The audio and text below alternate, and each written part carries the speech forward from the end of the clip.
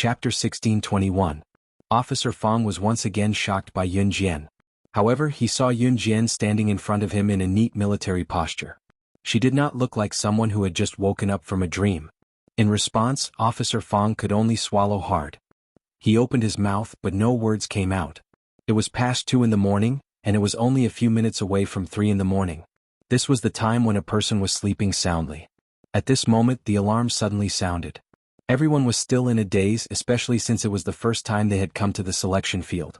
However, Officer Fong had said that if they could not leave their dormitory and reach the gate within 5 minutes, they would be disqualified. At this moment, all the dormitories were agitated. One by one they tried their best to put on their clothes. But even so, people would feel sleepy when they just woke up. Therefore, the first few men who ran out of the room only came out after about 3 to 4 minutes. They were all trained special forces, but they didn't expect Officer Fong to do such a thing. After all, this was something that had never happened before. Therefore, those who came out in about 3 minutes were already the fastest to react. They cursed in their hearts as they ran. What was going on? Why did he suddenly wake everyone up in the middle of the night? Luo Berry had already rushed out as fast as she could, but she was still a step too late. She took a little over 5 minutes. When she stood there, Luo Berry was already out of breath. Nan Linlin was not in a hurry at all. Although she did not put on makeup and come out, she still took about 10 minutes to gather at the gate. Officer Fong saw that everyone had already rushed out as fast as they could. His face darkened and he immediately relaxed his brows. Today is the first emergency gathering. Your performance is not bad, but it's not enough.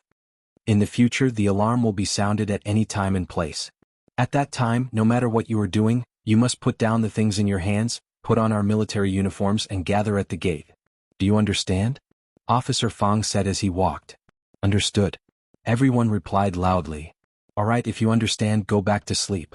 Today is the first day, so I won't punish anyone.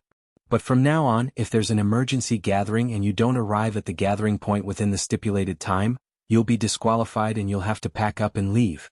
We don't accept idlers here. At this point, Officer Fong glared at Nan Linlin. Nan Linlin felt a little guilty after being glared at by Chief Fong. However, Nan Linlin suddenly glared back at Chief Fong and said confidently, Why are you looking at me? Nan Linlin, if you don't come out in time again, pack your luggage and go home. Chief Fong glanced at Nan Linlin. After being scolded, Nan Linlin rolled her eyes as she turned around and walked towards the dormitory. Are you crazy? Waking me up in the middle of the night? I'm already giving you face by coming out. Chief Fong naturally heard Nan Linlin's complaint, but he ignored it. Instead, he called out to Yun Jian, Yun Jian, wait a minute.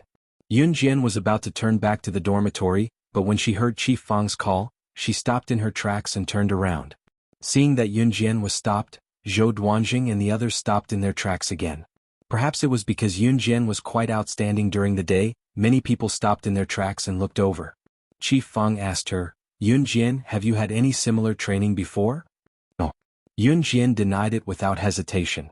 Seeing that Yun Jian's sincere gaze did not seem to be lying, Chief Fong lowered his eyes and said, All right, I saw you rush from the dormitory to the gate in 7 seconds. Normal people can't do that, so I was a little surprised. It seems that you're very alert when you're sleeping. As soon as Chief Fong finished speaking, Zhou Duanjing's silly voice was heard. Zhou Duanjing and the others were dumbfounded. Chapter 1622.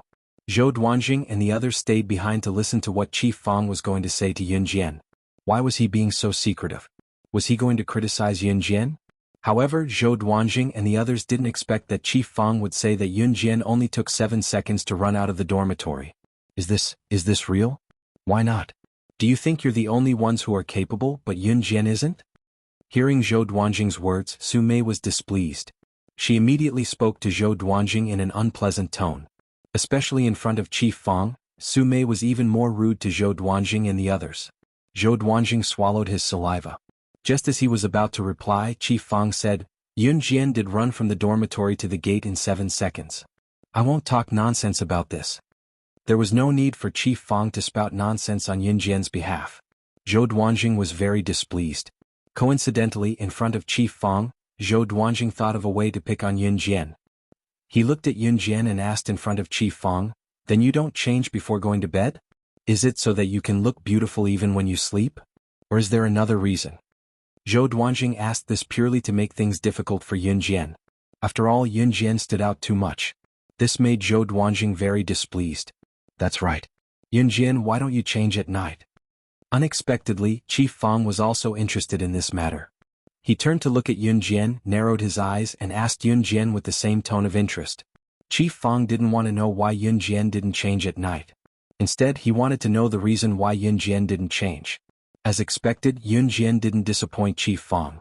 She narrowed her eyes. Seeing that Chief Fang was sizing her up, her red lips curled up slightly. In the next second she said calmly, "Intentional accident, unintentional accident, can happen at any time." She gave a 12-word answer. Anyone who learned Chinese would know the meaning of these 12 words. Anyone who was smart would know that Yun Jian was referring to accidents that could happen at any time. As for her, she had to be vigilant at all times. This way she wouldn't get into an accident. Chief Fang, Zhou Duanjing, and the others were once again shocked by Yun Jian's words. Yun Jian's performance was too outstanding. Her words and actions were awe-inspiring. However, every word that he said was very reasonable. However, before Chief Fang, Zhou Duanjing and the others could continue to be stunned, a malicious voice to say, "Yun Jian, are you crazy? Your bag's to the middle of the road. You to make I duan, don't be to make it disgusting too. It's to speak." At this moment, Nan Linlin was grabbing Yun Jian's bag and walking over. As she walked, she unzipped Yun Jian's bag very rudely and threw Yun Jian's bag on the ground. Nan Linlin's action was completely intentional. It was as if she was punishing Yun Jian for tripping over her bag and causing her to fall just now. However, when Nan Linlin unzipped the bag and threw it on the ground, the contents of the bag also scattered. There were all kinds of butterfly knives as well as various blades and small knives hidden in the bag. There were more than 20 butterfly knives, all of which were collected by Mu Ying for many years. Later she gave them to Yun Jian. Everyone was shocked by the knives in Yun Jian's bag. However, what was even more shocking was the wooden box that rolled down in front of them. The box was made of sandalwood. It looked very new, but it also had an ancient charm. Officer Fang was dumbfounded when he saw the box. He exclaimed on the spot. He exclaimed, Isn't this the legendary sandalwood box that all the international bigwigs fought over but to no avail? It ended up in the hands of Slaying God, the #1 international secret agent." Chapter 1623. Nan Linlin's heart skipped a beat as she opened Yun Jian's bag to reveal the contents. She was shocked by Officer Fang's frantic reaction when he saw the sandalwood box falling out of the bag. When everyone present heard what Officer Fang said, they were all shocked without exception. Sandalwood box? The sandalwood box was a mysterious box. Since its appearance, countless international businessmen, politicians, and bosses had been fighting for it. However, the legendary sandalwood box had fallen into the hands of Slaying God, the #1 international secret agent. When the incident broke out, someone even released the picture of the sandalwood box being excavated from the ancient tomb. It even made the headlines of international newspapers.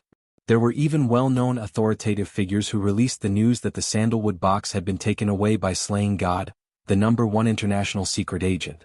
As for whether this was true, no one knew until now. Therefore, Officer Fang, who had seen the picture of the sandalwood box in the international newspaper headlines, recognized the outstanding box at first glance. He was shocked when he looked at the box in front of him. What's a sandalwood box?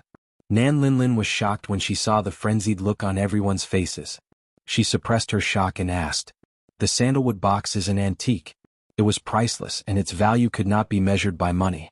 Moreover, it's rumored that the sandalwood box has been taken away by Slaying God, the #1 international secret agent." A man next to her saw that Nan Linlin didn't understand, so he explained. Priceless? Priceless? The stupid box? Nan Linlin was dumbfounded as she stared at the sandalwood box that rolled out of Yun Jian's bag in disbelief. Don't look at the box. If it's really a sandalwood box, its value can't be measured with money. It's not something that can be bought with just a few billion. Someone added after Nan Linlin's question. A few billion? It's not enough to buy it? Nan Linlin was completely dumbfounded. Nan Linlin's family was quite rich. That was the reason why she had developed such an arrogant and despotic personality. Even so, a few billion was an astronomical figure to Nan Linlin's family. What was more, a few billion was not enough to buy this box. It's a high-end imitation. It's not real. Just as everyone present turned to look at Yun Jian and waited for her explanation, Yun Jian's words suddenly spread and reached everyone's ears. Iron textiles? Officer Fong was shocked. Yes. On the other side, Yun Jian had already picked up the sandalwood box from the ground and quickly put it into her school bag. Then she lied without blushing or skipping a beat. The sandalwood box was real. Ever since she returned from Yulong mainland and regained part of her memory, Yun Jian had been carrying the sandalwood box with her at all times. No one questioned Yun Jian's explanation. That's right, how could a real sandalwood box appear here? What about these sabers? Chief Fang asked as he pointed at the various butterfly knives that were spilled out of Yun Jian's bag. My friend gave it to me. Yun Jian calmly picked up the bag and slung it over her shoulder. Her calm demeanor and superb lying skills had deceived everyone present. Especially Zhou Duanjing and his group, they heaved a huge sigh of relief. Zhou Duanjing and his group were scared out of their wits by Yun Jian's behavior just now. Only now did their expressions return to normal. Yun Jian picked up the items and slung her school bag over her shoulder before walking towards the dormitory. Just as she reached Nan Linlin's side, she said to Nan Linlin without hiding anything. You should be glad that you're in the selection area. Otherwise I'll stab you with as many sabers as they fall out of my bag. Once Yun Jian said that, everyone present was stunned. She did not hide the meaning of her words at all. This time, not only was Zhou Duanjing who was hostile to Yun Jian stunned, Nan Linlin was so shocked that she exclaimed to Yun Jian, How dare you? Let's see if I dare. As soon as Yun Jian finished speaking, she flipped her hand and a butterfly knife appeared in her hand. Then she swung the butterfly knife in front of Nan Linlin. A large chunk of Nan Linlin's hair was immediately shaved off. However, Yun Jian's knife skills were precise. Apart from that chunk of hair, the tip of the knife did not touch Nan Linlin's clothes at all. By the time everyone reacted, the butterfly knife in Yun Jian's hand had disappeared without a trace. Seeing this, everyone's expression changed. Chapter 1624. Before this, Yun Jian had never shown her skills in front of everyone. However, she had shocked everyone with just a few moves. The moment she saw Yun Jian's amazing skills, Luo Mei exclaimed, She's so powerful. Luo Mei came in through the back door. She was here purely to train her skills and not to compete for a spot in the hunting school. Therefore, the people around her did not pay much attention to Luo Mei. Meanwhile, Nan Linlin, who was shocked by Yun Jian's swift swordsmanship, was shocked when she saw Yun Jian cut off the hair on the side of her shoulder. When she came to her senses, her face was so pale that she could not even speak. It was too scary. Yun Jian gave her the feeling that she was a demon from hell. Like Luo Mei, Nan Linlin came in through the back door and did not have any skills. At first, she thought that Yun Jian was just like her and did not have any skills because of her young age. However, after seeing Yun Jian's terrifying swordsmanship, Nan Linlin was completely shocked. Even Zhou Duanjing and the others who were standing far away were shocked by Yun Jian's actions. She was just a teenage girl. However, from Yun Jian's skills they could tell that Yun Jian's skills were, ahem. Go back to sleep. Officer Fang's urging voice rang out before anyone could think too much about it. Officer Fang was especially shocked. Fortunately, before Yun Jian entered the selection field, Yu Xiaoluo had told him that Yun Jian was a good seedling. Officer Fang was still doubtful before, but now it seemed that it was true. It was late at night. It was already 3 o'clock in the morning. The time to wake up was 5 o'clock. If they went back to sleep now, they could rest for another 2 hours. Everyone did not think too much about it and went back to their dorms to rest. Yun Jian only slept for an hour. She woke up at 4 o'clock for a morning jog. When it was around 5 o'clock, the morning bell rang. Officer Fang was standing in the open space waiting for everyone when he saw a small figure walking towards him. The moment he saw Yun Jian, Officer Fang was stunned. Then he looked at Yun Jian and asked, Why are you up so early for a morning run? Yes, Yun Jian replied briefly. Although Officer Fang was slightly shocked, he still waved his hand at Yun Jian and said, All right, return to the team. Normally, which young girl at Yun Jian's age wasn't thinking about love? Or fantasize about their other half? What about Yun Jian? She, on the other hand, did not take the usual path. Every day she only thought about how to train herself and how to improve her strength. In less than 5 minutes, everyone got up and returned to the team. Perhaps it was because Officer Fang had said that they would be disqualified if they didn't come out in 5 minutes. Even the slower Luo Berry and the absent-minded Nan Linlin came out in 5 minutes. Officer Fang held a stack of number plates in his hand. Seeing that everyone had arrived in the stipulated time, he nodded in satisfaction. He first praised everyone and then went straight to the point. Everyone performed very well today. I'm very satisfied. Continue to maintain your speed in the future. After praising, Officer Fong waved the number plates in his hand and continued, "These number plates in my hand are your numbers. From now on, you have to hang the number plates on your waist at all times. You are not allowed to call each other by their real names in the selection field. You are only allowed to call each other by their numbers. If there is a violation, you will be disqualified. Do you all understand?" Don't blame the selection field for having many rules. From time to time they would be disqualified. All the rules of the selection field were related to the hunting school. In the hunting school it might not be as simple as being disqualified. Understood. Everyone responded. Then from now on your selection competition will officially begin. This selection will last for a month. In the first 20 days, you will be required to complete a difficult and dangerous subject under actual combat conditions every day. If you can't complete it, you will be disqualified on the same day. In the last 10 days, everyone who is not disqualified will compete one-on-one. The final 3 winners will be the top 3 in the hunting school. Chapter 1625. Also, I'm sure everyone knows that Luo Berry and Nan Linlin are not competing for the hunting school spots.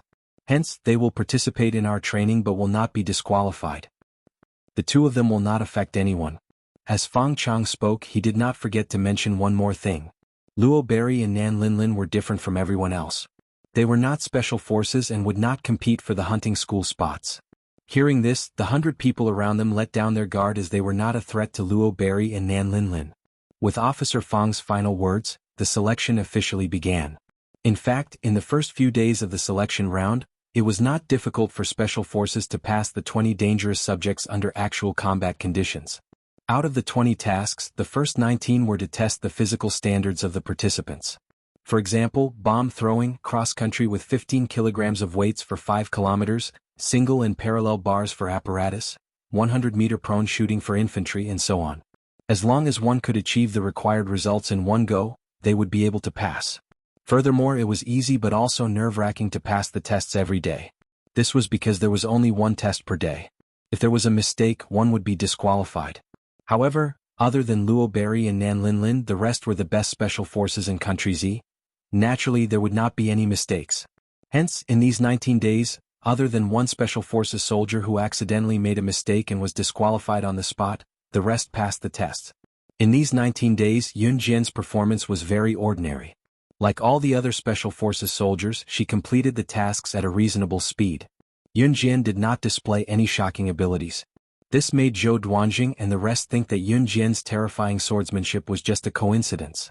Hence, Zhou Duanjing and his gang's taunts and arrogance toward Yun Jian began to spread like wildfire. On the 20th day on the open field, Officer Fang went back to his place to drink water. After the intense exercise, everyone sat on the field to rest. Some of them went back to their places to drink water and change their clothes.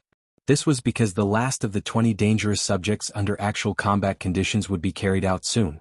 The last one was undoubtedly the most difficult of the 20 dangerous subjects. According to Officer Fang, the elimination rate for the last one was as high as 80%. In other words, most of them would be eliminated. Therefore, everyone present would do their best to prevent themselves from being disqualified. On the spacious lawn, Yun Jian was wearing a short-sleeved shirt and black denim pants. She was lying on the lawn with one leg stretched out and the other bent lazily.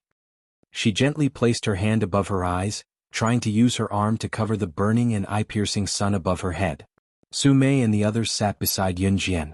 Seeing that Yun Jian wasn't afraid at all, Su Mei couldn't help asking, 006, aren't you afraid of being eliminated? After 19 days, everyone had gotten used to calling each other by their numbers. I'm not afraid. Yun Jian narrowed her eyes and moved her hand away slightly. She narrowed her eyes and looked at the scorching sun above her head. After a moment of silence, she continued, because I won't be eliminated. His words sounded ordinary, but they were surprisingly full of confidence. Ah, do you think you won't be eliminated just because you said so? I really don't know what kind of courage you have to say that. The elimination rate for today's subject is as high as 80%. You didn't stand out in the previous 19 physical tests. They weren't as good as our 015. Oh. At first, you bragged about yourself to the sky and really made yourself into a powerful figure that no one could compare to. But in the end, your previous 19 physical tests were just SOSO. Chapter 1626. The 015 that Zhou Duanjing was talking about was a person called Wu Nengnai. Wu Nengnai was one of the more outstanding people in Zhou Duanjing's group. In the first 19 days, Wu Nengnai's strength could be considered the most outstanding of all the special forces. Not only did he get first place in the cross-country race, he got first place in almost 50% of all the events. He could be considered a very eye-catching existence. In comparison, Yun Jian's results, every time she just passed the passing line, not much more, not much less. This made those who originally thought that Yun Jian was very strong let down their guard against Yun Jian. They originally thought that she was some powerful person. Previously, she was praised by Chief Fang as the one who gathered the fastest, and a sandalwood box even fell out of her bag. In the end, they found out that Yun Jian didn't change into her pajamas when she slept, and rushed out as soon as the alarm sounded. If she wasn't fast enough, a sow could give birth to 1,000 piglets in one go. And that sandalwood box, it was complete nonsense. She had the nerve to show off that it was fake. Zhou Duanjing secretly laughed twice, then stared straight at Yun Jian, curled his lips and looked coldly at Yun Jian. Wu Nengnai, who Zhou Duanjing was talking about, stretched out his hand in front of Yun Jian, Su Mei and the others to show off his muscles, then raised his head proudly and looked at Yun Jian. I heard that the last event is a competition of teamwork. Our team has 0-15, so we will definitely win. As for you guys? When Zhou Duanjing said this, he looked up and down at Yun Jian's group, then made a few tisk-tisk sounds, paused, then continued, "You guys just wait to pack up and leave. Let's go." After Zhou Duanjing said those arrogant words, he waved at everyone and turned to leave. You guys. Even if Zhou Duanjing was talking about Yun Jian, Su Mei was still quite angry by Zhou Duanjing's words. She was about to curse back, but Yun Jian grabbed her hand. If they do this, I couldn't take it lying down. Su Mei was about to speak when she was interrupted by Yun Jian. Don't take the words of an ant seriously, Yun Jian said indifferently. That's... Yun Jian compared Zhou Duanjing and his group to ants? After hearing Yun Jian's words, Su Mei really didn't care about what Zhou Duanjing said. Everyone gather. At this moment, Officer Fang, who had gone back to his residence to drink water, had returned. Not only did Officer Fang come back, but he also brought back more than 10 soldiers. Each of these soldiers was carrying more than 10 military backpacks. After they put down the military backpacks, Officer Fang stood in front of them again. Our 20th subject is a dangerous subject under actual combat conditions. It's both simple and difficult. In a moment, each of you will be given a backpack. Take this backpack and we will bring you to an entrance called the Misty Forest. The objective of the mission is to depart from the entrance of the Misty Forest and walk out of the Misty Forest in the shortest time possible. We will be waiting for you at the designated destination.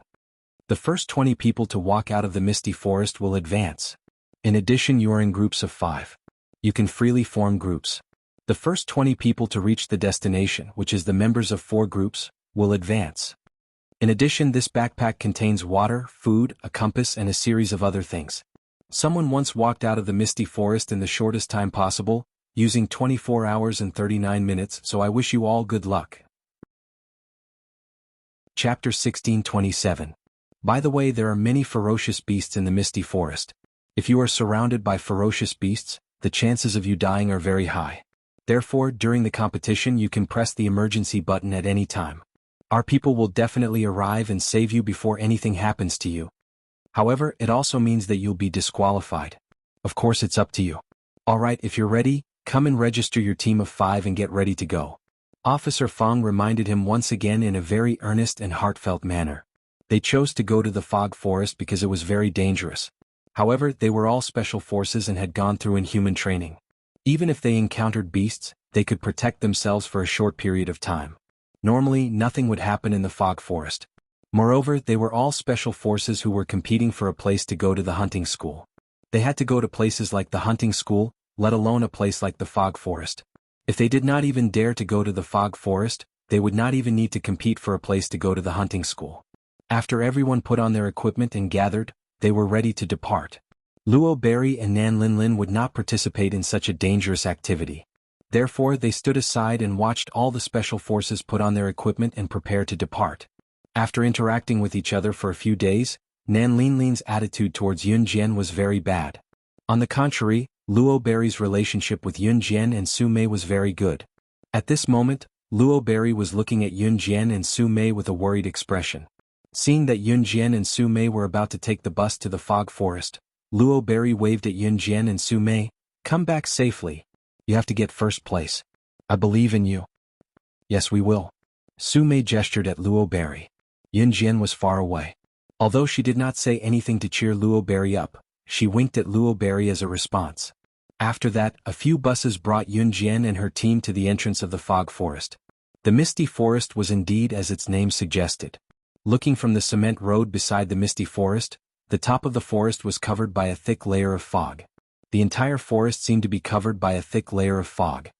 You can go in now, Chief Fang said to everyone with his arms crossed. As soon as he said that, all the members of the team swarmed in. Everyone wanted to enter the dense fog forest first so that they could leave the dense fog forest one step faster than others. Yun Jian naturally formed a team with Su Mei and the others.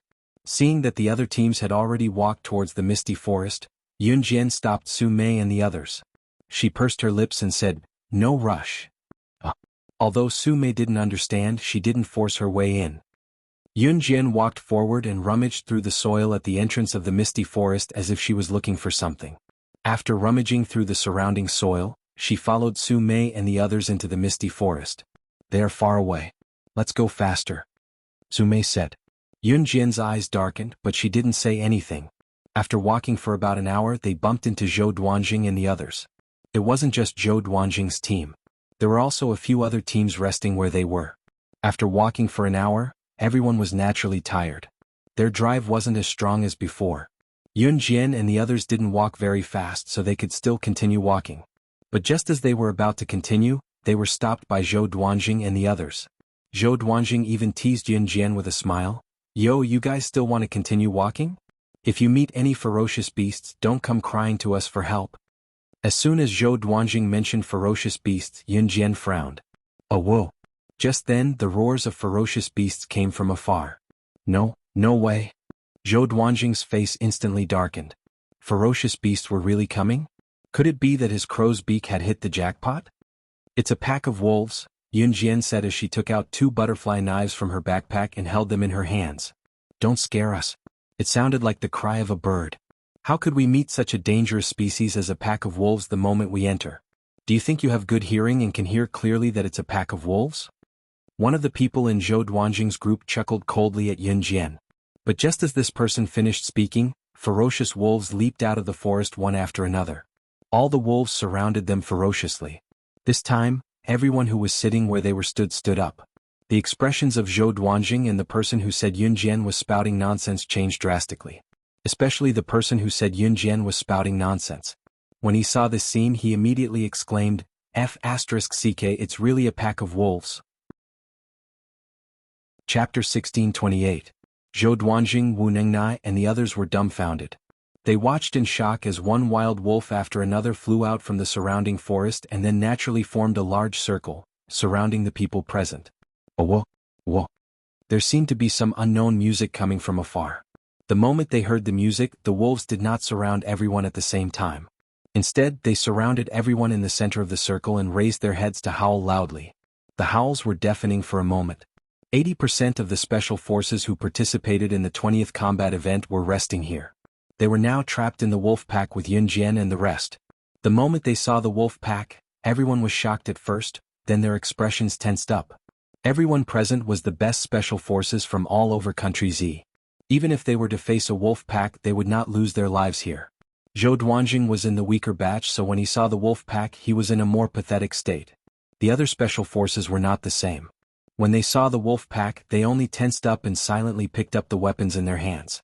It was unfortunate to encounter a wolf pack, but as a special forces soldier, they did not have to complain about encountering a wolf pack or be unlucky. They had to be ready for battle at all times. The wolf pack was still leaping out of the forest. All the special forces soldiers looked at the wolf pack that surrounded them and did not move. Why are there so many wolves? Su Mei furrowed her brows. She grabbed a dagger from her military backpack and held it in her palm. She looked at the wolves leaping out of the woods one after another. Her expression was extremely bad. "Everyone don't fight. Work in pairs. Back to back, protect your back and kill the wolves head on." Wang Buren's voice was heard at this moment. After all, Wang Buren was considered strong. He was old and calm, so he was more meticulous in his work. Hence, as soon as Wang Buren's words fell, many special forces soldiers listened to his advice and each found a trustworthy partner. Back to back, they faced the wolf pack head on. Zhou Duanjing, who was just mocking Yun Jian and crying for help, was now scared. He did not even care about Yun Jian. He stared at the wolf pack, afraid that the wolves would rush up and bite him to death. Just as the group was on high alert, Yun Jian's eyes flashed.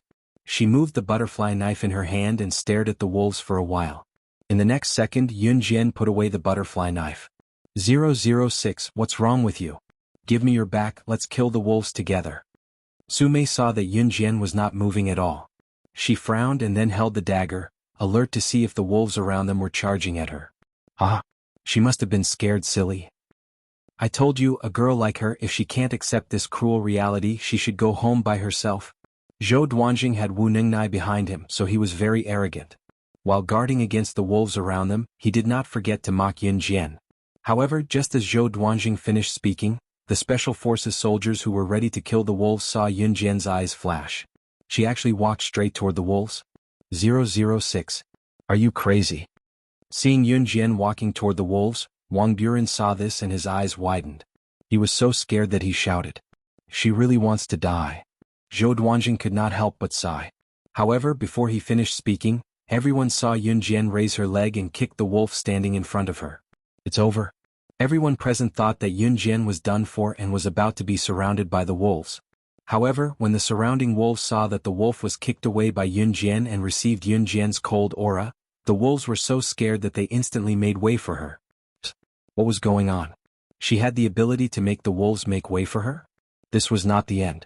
Yun Jian walked forward for about 20 meters and walked under a very large tree. From behind the tree she pulled out a man in camouflage. After Yun Jian pulled out the man in camouflage, she dragged the man to the ground. Looking at him, this person was actually a Special Forces soldier under Officer Fong. The Special Forces soldiers in the distance were shocked, but they heard Yun Jian's voice again. She coldly curled her lips and said with a faint smile, "Controlling the wolves to attack us, is it fun? If I'm not wrong, if we continue walking, we will encounter all kinds of ferocious beasts. It's only a 4-hour walk from the entrance to the end of the misty forest. If we encounter ferocious beasts, the fastest speed we can reach the end is 24 hours. By the time we've chased the beasts away, it's already dark. We have to spend the night in the forest to ensure our safety. Officer, may I ask if I'm right?" As soon as Yun Jian finished speaking, the Special Forces soldier under Officer Fong's command had a drastic change in expression. He looked as if he had been completely seen through by Yun Jian. Then, this Special Forces soldier took out his walkie-talkie and said anxiously to Officer Fong on the other end of the walkie-talkie. Chapter 1629. Officer Fong had already reached the end of the fog forest. He had ordered his men to set up a few tents at the end of the fog forest. He planned to spend the night there. According to his calculations, the fastest Special Forces that entered the fog forest would take at least 24 hours to get out. Hence, he was not in a hurry at all. Officer Fong stayed at the end. There was a rocking chair here. He sat on the rocking chair and rocked back and forth, enjoying the sunlight. It had already been an hour. The first wave of wolves reared by his men should have surrounded them by now. He was really looking forward to it. When would they come out? There was also the good seedling that he had just discovered this year. 006. Would she break the record of being the fastest person to lead her team out of the misty forest? He was really looking forward to it, at this moment. A military jeep drove over from the side of the cement road. When Officer Fong saw the person who got out of the jeep, he immediately stood up from his rocking chair and saluted the middle-aged man who got out of the jeep. "Sir." The middle-aged man who came down from the military jeep was Officer Fong's superior, Commander Ma. Commander Ma saw Officer Fong saluting him. He waved his hand and stopped Officer Fong from saluting him. He smiled kindly at Officer Fong. After Commander Ma, there were many officers of the same rank as Officer Fong who came down from the military jeep. "Old Fong, have they all entered the fog forest?"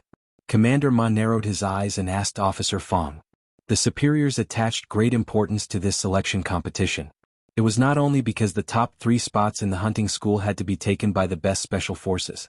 More importantly, if the 3 Special Forces who went to the hunting school could graduate successfully, it would have a great impact on Z country's reputation. At least the foreigners would not look down on Z country's people. Z country's people also had to establish their own dignity. Hence, Commander Ma came down from the army to check on the situation. "Yes, sir." Officer Fong nodded at Commander Ma. "Well, have you found any good seedlings in the past 19 days? Commander Ma nodded and asked again. there are some good seedlings but they are still young. Speaking of good seedlings, the first person that came to Officer Fang's mind was undoubtedly Yun Jian. How small? How's his strength? Military Commander Ma quickly asked. 16 years old and her strength is amazing. Officer Fang could only use the word amazing to describe Yun Jian. Since you can use such a tone to evaluate her, she must be a good seedling. I really want to meet him. As soon as Commander Ma finished his sentence, Chief Fang's walkie-talkie rang. The panicked voice of the Special Forces soldier on the other end of the walkie-talkie could be heard all over the place. Our plan has been seen through. All the officers present knew why it took so long to walk from the entrance to the exit of the dense fog forest. However, this was also to train a Special Forces soldier's ability to respond to unexpected situations and complete missions quickly. Therefore, all of the officers were well aware of this situation. However, ever since the selection had been held, the secret of the fog forest had never been discovered by any of the participating Special Forces. Not to mention that the plan had been seen through. If the plan was seen through, then this plan would definitely not work. Therefore, the voice from the walkie-talkie made Officer Fang, Commander Ma, and all the officers standing behind Commander Ma widen their eyes. What? The plan has been seen through? Who saw through it? Officer Fang asked the Special Forces soldier on the other end of the walkie-talkie in a daze. The voice of the Special Forces soldier immediately came from the other end. Hearing this, Officer Fang's eyes widened in shock. 006, isn't it her? Is that little girl? Chapter 1630. Military Commander Ma was even more satisfied after hearing the Special Forces soldier's words. While the officers were shocked, Military Commander Ma did not forget to nod. She is indeed a good seedling. I am confident that our Z country Special Forces will be able to hold our heads high in the hunting school this time. In the past, the Special Forces soldiers sent by Z country to the hunting school were not particularly outstanding. Hence, they were indirectly ridiculed by the hunting school and some international figures. Although there were a few exceptional talents, there were not many of them overall. There were only one or two of them who were at the top. Moreover, the one or two at the top was not as powerful as 100 or so people. Hence, when they heard that Yun Jian had exposed their plan, Military Commander Ma, Chief Fang, and every officer present were both embarrassed and excited. They were excited because they had finally found another good seedling. Ah! Old Fang, I have a feeling that this young lady will definitely amaze the world. Then she will become an outstanding representative figure in the history of Z country. Military Commander Ma gave the highest evaluation he had ever given in his life. Hearing this, the surrounding officers expressed their agreement. Somewhere in the misty forest, Zhou Duanjing, Wu Nengnai, and the rest were watching the scene with their mouths agape. No one had expected Yun Jian to pull off such a trick. When Yun Jian walked towards the wolves earlier, everyone thought that Yun Jian wanted to deal with the wolves alone. However, no one had expected Yun Jian to kick away a wolf, then stun the wolves. Finally, she walked over and pulled out the Special Forces soldier under Chief Fang from behind a big tree. She even used a shocking method to decipher all the facts one by one. Without asking about anything else, Yun Jian's words had frightened the Special Forces soldier under Chief Fang to the point that he immediately called Chief Fang for help. Who on the scene could do such a thing? When they were surrounded by the wolves just now, everyone wanted to fight, but Yun Jian was the only one who saw through it. It was really, at that moment, no one dared to say a word.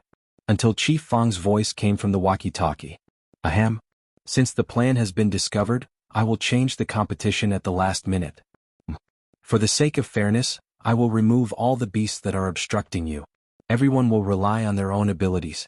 Whoever reaches the finish line first will win. The elimination system will remain unchanged. You can run if you want. The top 20 who find the correct direction and reach the finish line in the misty forest will advance. You may move now. 80% of the Special Forces were surrounded by the wolves, and the remaining 20% were not present. For the sake of fairness, Chief Fang changed the rules. He wanted everyone to reach the finish line in the misty forest as soon as possible and secretly removed all the beasts that attacked the Special Forces soldiers. In other words, the other 20% of the Special Forces would not encounter any ferocious beasts along the way and would be dismissed by Chief Fang. In this way, fairness could be guaranteed. As soon as Officer Fang finished speaking, the surrounding Special Forces soldiers continued moving forward as fast as they could. Run. Why were they standing? Waiting for the food? In fact, even without the beast's attack, it was not easy to run to the finish line. Because it was easy to get lost in the misty forest. If he just ran forward without knowing the direction, what if he ran in the wrong direction? Wouldn't they be even further away from the finish line? Yunjian, what should we do? Perhaps because Yunjian's performance was too outstanding, Su Mei, Su Wenming, and the other three walked up to Yunjian and asked Yunjian, "Run. Whoever reaches the finish line first will win." However, Yunjian only narrowed her eyes slightly. Then she took the lead and took a step forward. Chapter 1631. Since Chief Fang had changed the competition format at the last minute, the members of each group could only run for a few steps before stopping. Running like this was not the way to go. Of course, they could not just run blindly. Secondly, they had to find the right direction and be precise. In this way, the 5 members of each group had to run in different directions. However, without the attacks of the beasts, the journey that would have taken them more than 24 hours could now be completed in a few hours. Of course, whether they were fast or slow still depended on their own speed and the time it took to find the right direction. Yunjian did not even look at the compass. Sometimes she would just look at the ground and decide which direction to go. Su Mei and the other 3 were very curious about this, but they chose to believe in Yunjian unconditionally. "Old Fang, you changed the competition format at the last minute. That little girl is a good seedling. Will she be able to advance?" Military Commander Ma was very interested in Yunjian. He kept asking Chief Fang. "With her strength, if she can't advance, then there's no need for her to stay in the selection field." Chief Fang's heart was tense as he said this very calmly. To Chief Fang, if Yunjian was really a good seedling, then no matter how the competition format was changed, she would definitely pass. Otherwise, there was no need for a good seedling like Yunjian to stay. "Old Fang, in your opinion, how long will it take for that little girl to come out of the misty forest?" Military Commander Ma squinted his eyes and asked Chief Fang again. Officer Fang was silent for 2 seconds. He did some calculations seriously and finally said, "That's right. 4 hours at the fastest. The misty forest is covered with green trees. Even with a compass, someone once took 4 hours to walk out of the misty forest. That was under the condition that the misty forest was unobstructed. Moreover, from the entrance of the misty forest to here, there is a place that is covered with fog all year round. It will definitely take a long time to walk out of there, so I estimate that it will take at least 4 hours." Chief Fang combined all the theories, reality, and people who had walked through that place before. Under the condition that there were no beasts, it would take at least 4 hours to walk out of the misty forest. Therefore, Chief Fang gave Yunjian the fastest speed, which was 4 hours. "No, I think she will be even faster." Military Commander Ma suddenly interrupted Officer Fang confidently and said to Officer Fang confidently. It had been 2 hours since the special forces had entered the fog forest from the entrance. "Oh? What do you mean?" Chief Fang narrowed his eyes and asked. "I trust my intuition. This little girl will lead us to a new height." Military Commander Ma looked forward and let out a long sigh. After a while, Military Commander Ma continued solemnly, "I estimate that she can break the record and reach the finish line in 3 hours. 3 hours. No one had ever passed through the misty forest in 3 hours and reached the finish line. How high did Commander Ma think of Yunjian? All the officers present took a deep breath in shock. "Look, that's..." Just as Commander Ma gave Yunjian the highest rating and estimated the fastest record, someone exclaimed in surprise. That's someone coming out from the misty forest? That's impossible. It's only been 2 hours. Someone actually reached the finish line from the entrance of the misty forest in just 2 hours? Another exclamation of surprise was heard. All the officers present were shocked. They felt that they had never encountered anything more shocking than today. 006. Officer Fang narrowed his eyes. When he saw the petite figure easily pass through the last patch of grass and walk over with the other 4 people from the same team, he exclaimed in surprise. All the officers present straightened their backs solemnly when they saw the number tag hanging on the leader's chest. Chapter 1632. Yunjian had her hands in her pockets. She strolled towards them lazily while enjoying the scenery. We're here? We're at the finish line?" Su Mei saw Chief Fang and the other officers standing beside him. She was so surprised that she couldn't move her legs. That's it? Did that mean that they wouldn't be disqualified and would advance to the next round? The elimination rate this time was as high as 80%. In other words, among the 99 special forces, only the top 20, which was 1/5 of them, would be able to advance. The rest of them would be disqualified in this event. Pack up and leave. With such an elimination rate, even if Yunjian foiled Chief Fang and his team's plan, it was still terribly difficult for her to walk out of Mist Forest in the top 20 and advance to the next round. In spite of it, Yun Jian had brought them to the destination in just 2 short hours. First place. First place. It's really her. It's really her. Chief Fang was so excited that he pinched the corner of his shirt and shouted. Chief Fang had never lost his composure like today.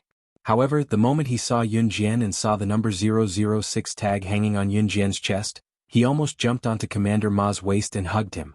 Although Commander Ma was also excited, he still resisted the urge of Chief Fang to jump on him. He twitched the corner of his mouth and cursed in his heart. Luckily I'm prepared. Old Fang. If you jump on me, my waist will be hurt by your hug. Chief Fang's eyes were fixed on Yun Jian from the beginning to the end. When he saw Yun Jian walking towards him, a trace of pride flashed across his heart. It was his pride to be able to become Yun Jian's chief. Yun Jian walked slowly to the finish line.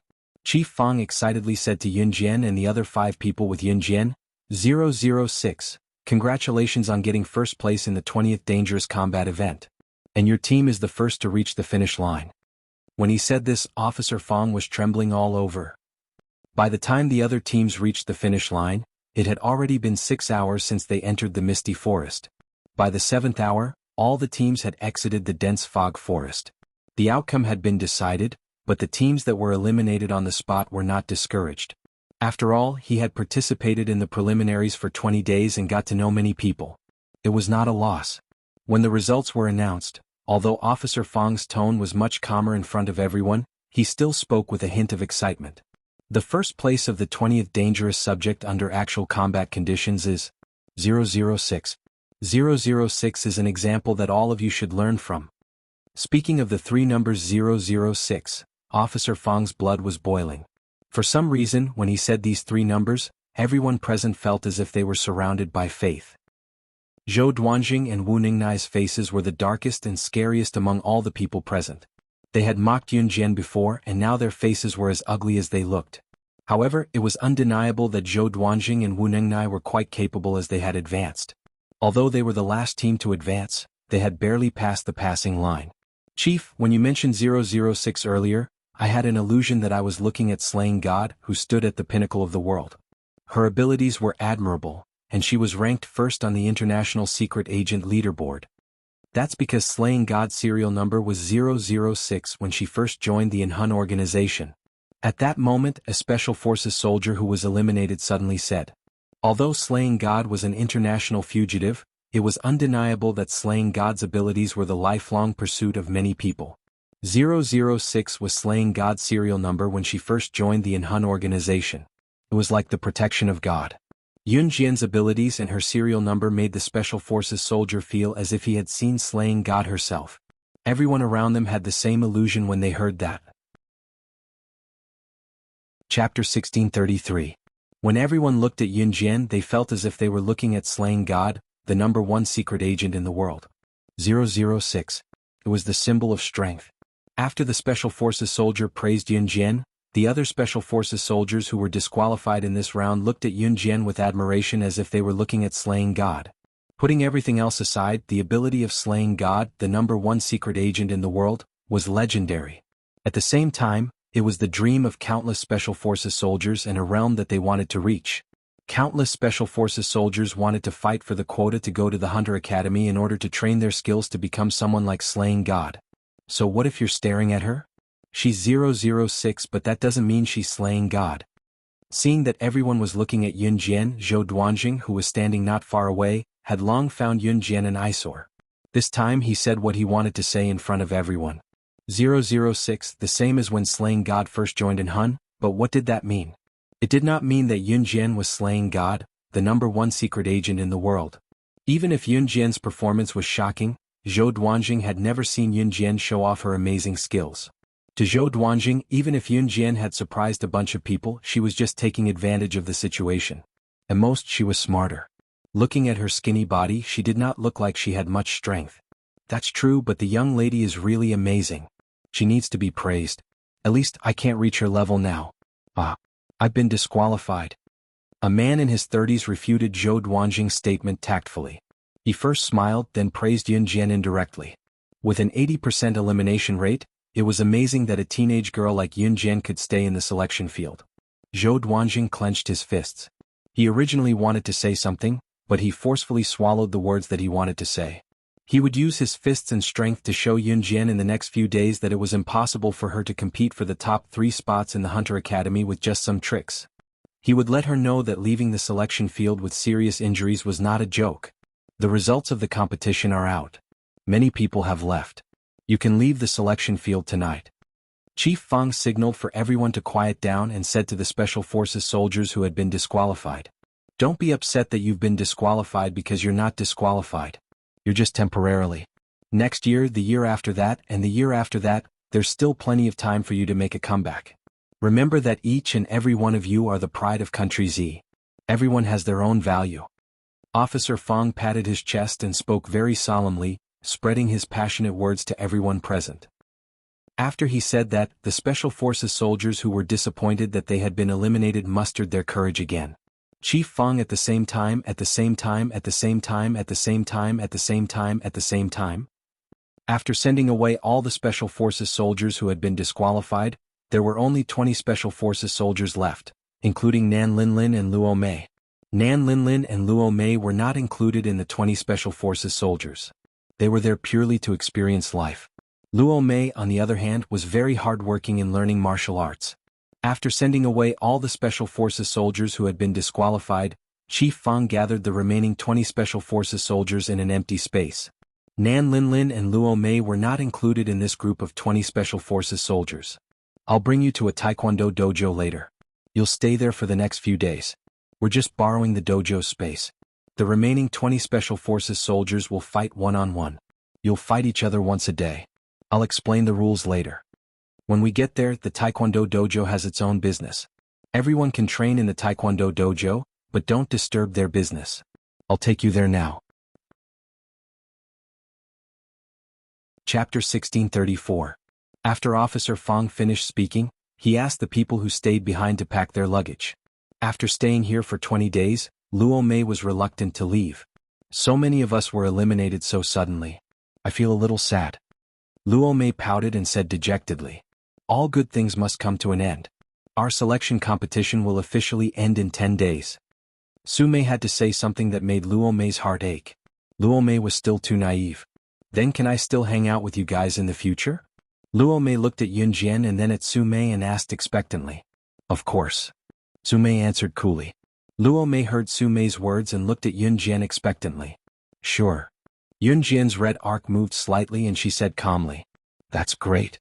Luo Mei smiled at Yun Jian and Su Mei and clapped her hands excitedly. "TSK, we've only been together for a few days.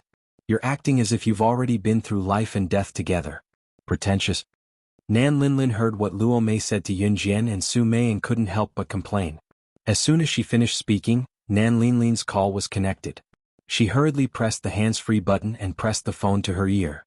The disgusting face just now instantly disappeared and was replaced by an intimate and disgusting smile. "Hello dear, what are you doing?" "Me. We're going to a Taekwondo dojo.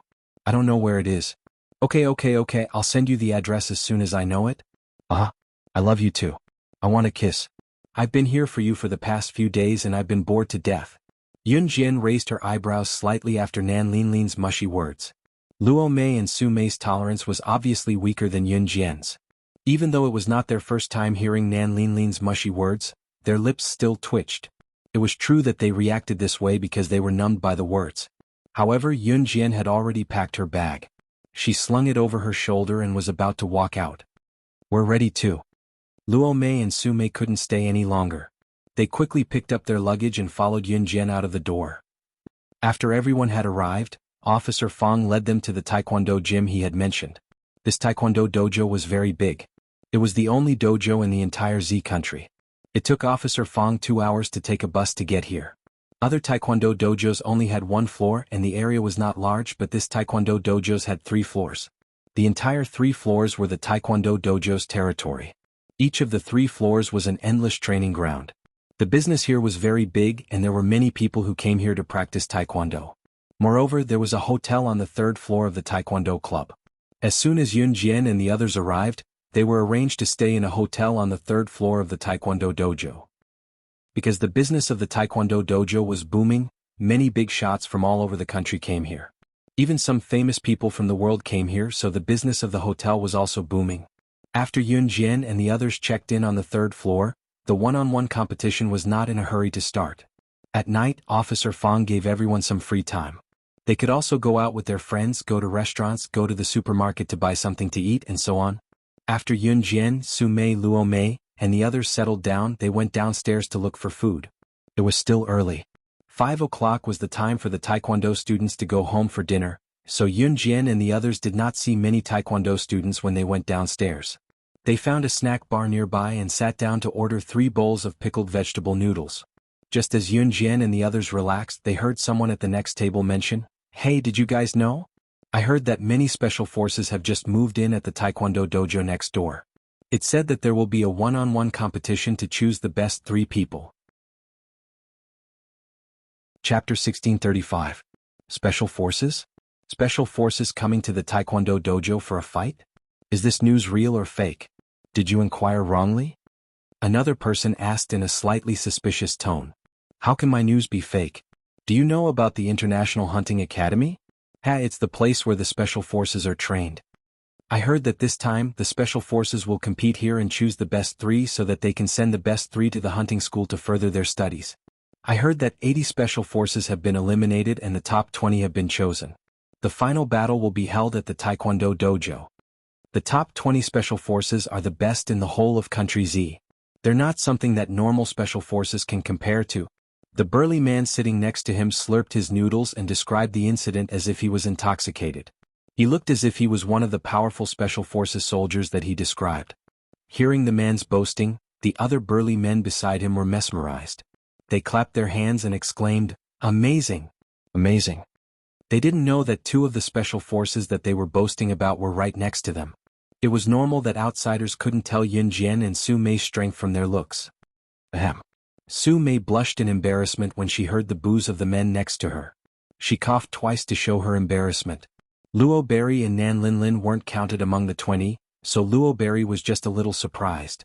Yun Jian was calm as if nothing could change her expression. The noodles are here. 3 bowls of kimchi noodles. It's warm, be careful not to burn it. The shop owner brought 3 bowls of freshly cooked kimchi noodles and placed them in front of Yun Jian and the other 2. Wow, it looks delicious. Luo Berry couldn't help but pick up her chopsticks and put the noodles into her mouth. Phew, it's so hot. Don't burn yourself. Luo Huan gasped. She took 2 deep breaths. Then she was afraid that Yun Jian and Su Mei would be scalded like her. She endured the burning pain in her mouth and quickly spoke to Yun Jian and Su Mei. Hurry up and drink some water. Look at how impatient you are. Su Mei laughed dryly and quickly poured a cup of water for Luo Mei. Yun Jian's eyelids lifted slightly, and her red eyes curved slightly. Yun Jian ordered 3 bowls of noodles in a row and ate them all without blushing. Maybe it was because the noodles were too delicious. By the time they finished dinner, it was already 6:30 p.m. As soon as Yun Jian and the other 2 returned to the Taekwondo dojo, they saw about 20 to 30 Taekwondo students practicing boxing on the training ground on the first floor. There were also quite a few people standing around. It seemed like they were here to watch the show. Come on, come on, come on, go Lin Kuan. There were actually girls dressed as cheerleaders standing by the side. They seemed to be cheering for a handsome boy among the 20 to 30 Taekwondo students. They seemed to be having a competition. Let's stay and watch before going back. Su Mei was suddenly interested. She squinted her eyes and said, "Sure." Luo Berry nodded. Yun Jian also stood in the same spot. These students were all practicing Taekwondo moves to see who could perform better. The male student named Lin Kuan instantly became the center of attention. Chapter 1636. That boy named Lin Kuan was the one with the most cheers out of all the Taekwondo students present. Moreover, this boy named Lin Kuan's punching technique was indeed vigorous and on point. Lin Kuan very much enjoyed being the center of attention. The girls around him were wearing cheerleading outfits and cheering him on. Today was the Taekwondo dojo's monthly punching competition. It was a competition of whose punches were on point and accurate. It wasn't until this boy named Lin Kuan threw the last punch that the group of girls wearing cheerleading outfits screamed and the atmosphere reached its climax. There were also many parents standing around. It seemed that most of them were here to accompany their son. Seeing their son punching in front of these 20 to 30 Taekwondo students, they suddenly felt a sense of pride. Some parents even pulled the surrounding people and pointed at a certain figure and said, "This is my son," and so on. That boy named Lin Kuan was about 18 or 19 years old. When he threw the last punch and received the screams of the surrounding girls, his smug look could no longer be concealed. They are all so powerful. They are simply young geniuses. Each and every one of them has a unique skill. A parent exaggeratedly screamed and praised the 20 to 30 Taekwondo students. The scene had already reached its peak. Countless people were cheering and screaming uncontrollably. "They are the hope of our country." Some parents even shouted loudly. To the parents, these youths who trained in Taekwondo were like martial arts experts. Because they knew Taekwondo. That feeling was different from that of ordinary youths. In short, in the eyes of the parents, as long as the children had a little bit of ability, they were already very powerful. This was also the reason why that boy named Lin Kuan, who looked quite good, was so smug. When a person was smug, it was completely dependent on the people around him flattering him. If no one around him flattered him, then there was no doubt that this person would not feel that he was different from ordinary people. After Lin Kuan finished punching, he domineeringly turned his head. He walked over and took a bottle of mineral water from a girl. He opened it and drank it. This girl was so happy that she almost fainted. Lin Kuan actually took the mineral water from her hand. Lin Kuan was already tired of these girls. Every time it was the same group of people who came to watch him punch. Once or twice he felt very smug and knew how to brag about his strength. But every time it was the same group of people who came to watch him punch and then screamed and cheered. He was no longer satisfied. Just as Lin Kuan drank the mineral water that the girl gave him, he inadvertently glanced at Yun Jian and the other two not far away. These three girls, he had never seen them before. Lin Kuan tossed the bottle of mineral water in his hand away, allowing it to flow on the floor as he made his way to Yun Jian and the others. Lin Kuan went to pick up girls again. Standing not far away were a few people who were about the same age as Lin Kuan. They were also members of the Taekwondo dojo and were also Lin Kuan's good friends. Lin Kuan's attention, Lin Kuan's girls' attention. Who was Lin Kuan? Lin Kuan. Lin Kuan ran a hand through her hair as she stared at Yun Jian and Luo Mei, waiting for their reply. Luo Mei gulped and hid behind Yun Jian without making a sound. Lin Kuan, on the other hand, looked at Yun Jian. "Are you sure you want me to comment?"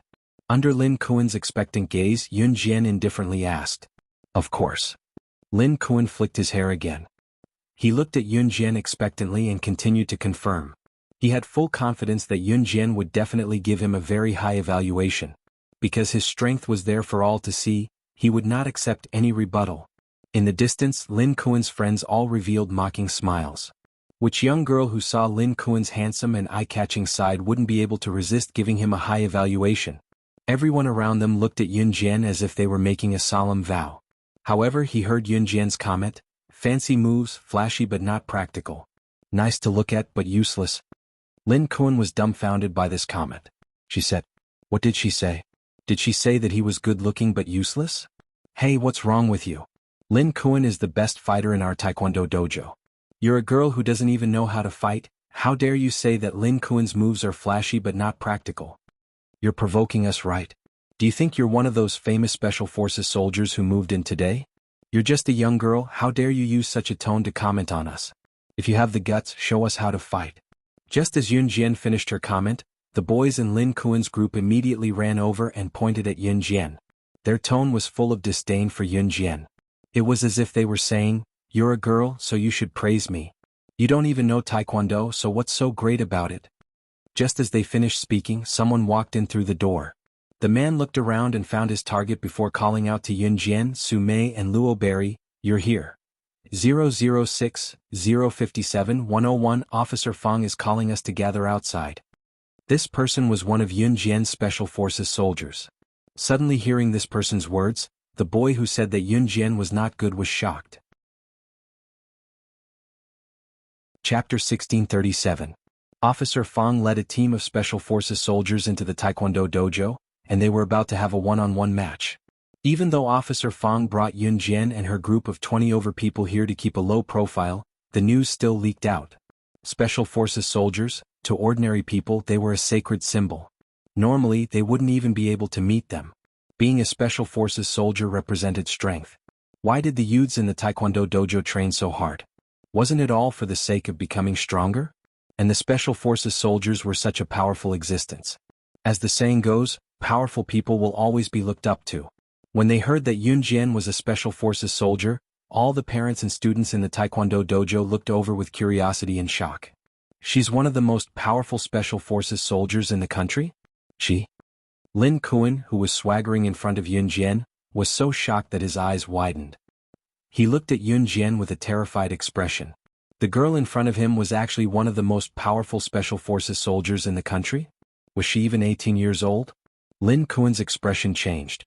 He stared at Yun Jian, and his expression was as if he had stepped on dog poop.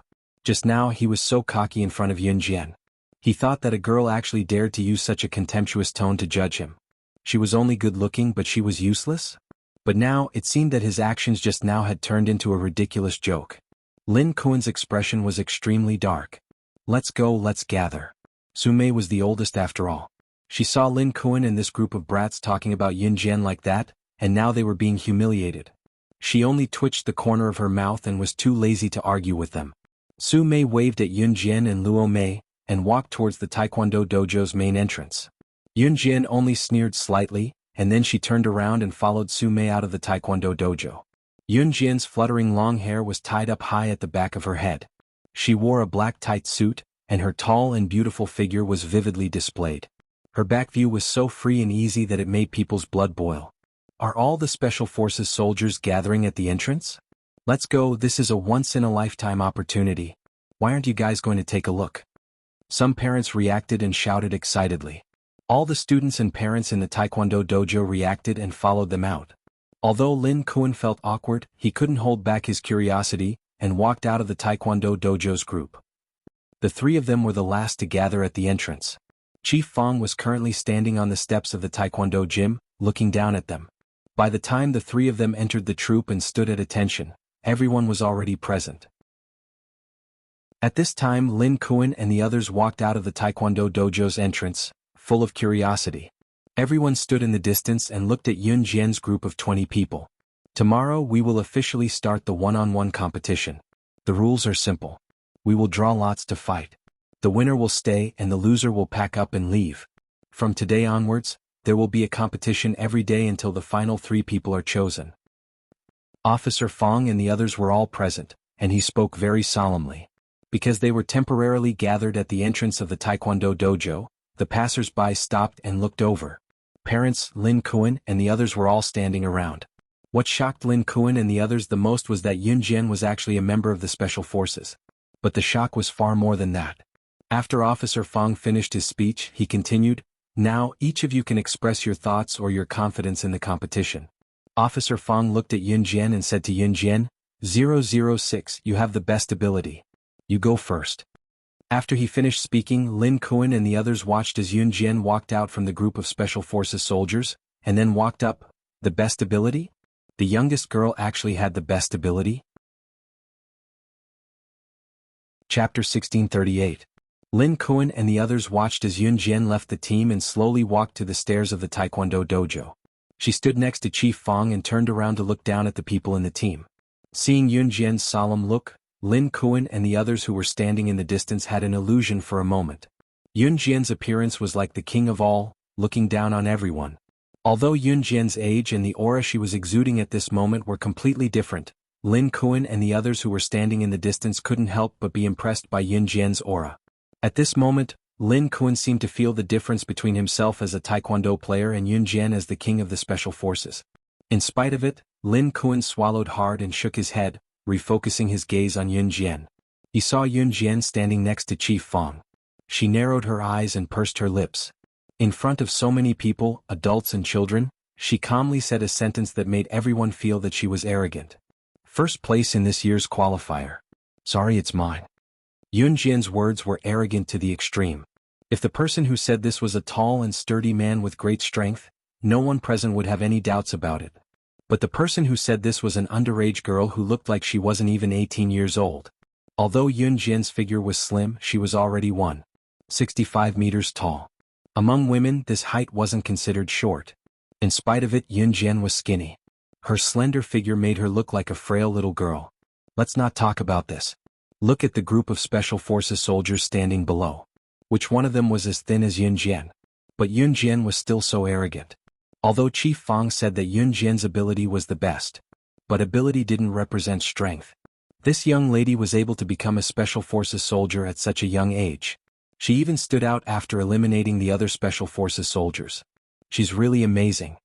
It's a pity that she's not modest and her strength isn't that strong either. Such an arrogant little girl won't last long. A male parent who knew about one of the contestants shook his head and sighed. Who are you trying to impress? Nan Linlin, who was standing in the distance, sneered when she heard Yun Jian's words. He didn't say anything else. Zhou Duanjing and the others who had always been at odds with Yun Jian, didn't try to undermine her after Yun Jian spoke in front of so many people. When Yun Jian returned to her original position, it was Zhou Duanjing's turn.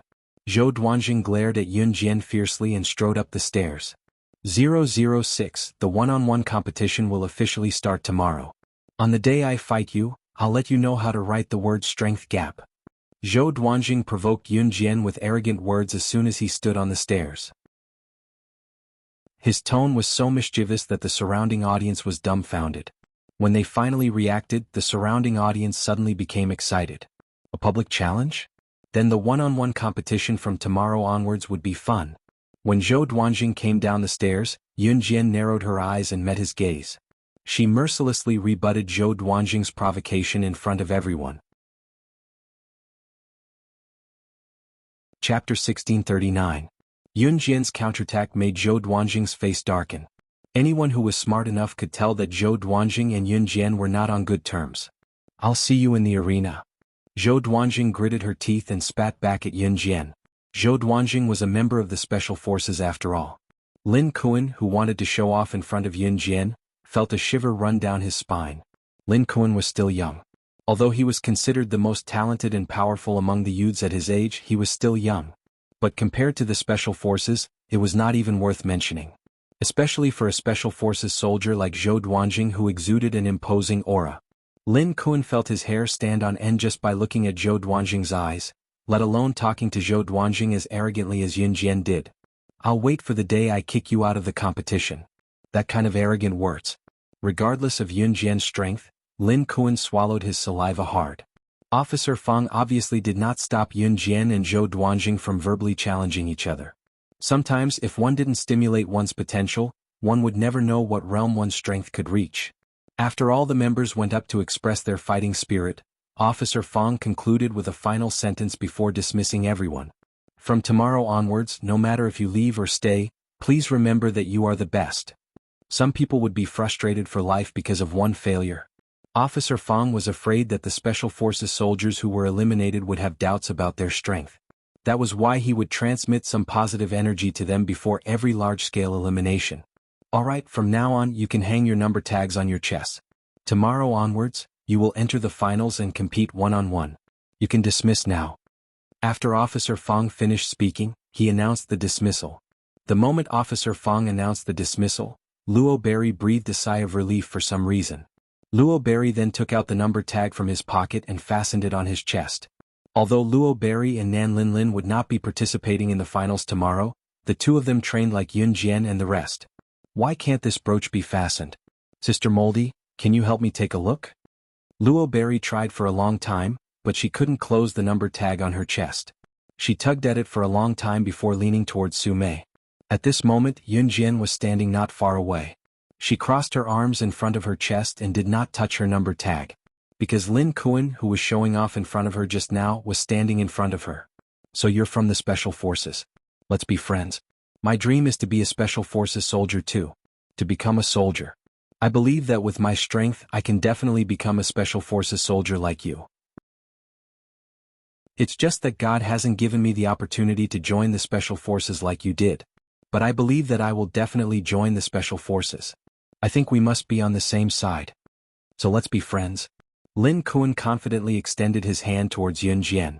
He had a mysterious confidence that if he joined the Special Forces, his strength would definitely be stronger than Yun Jian's.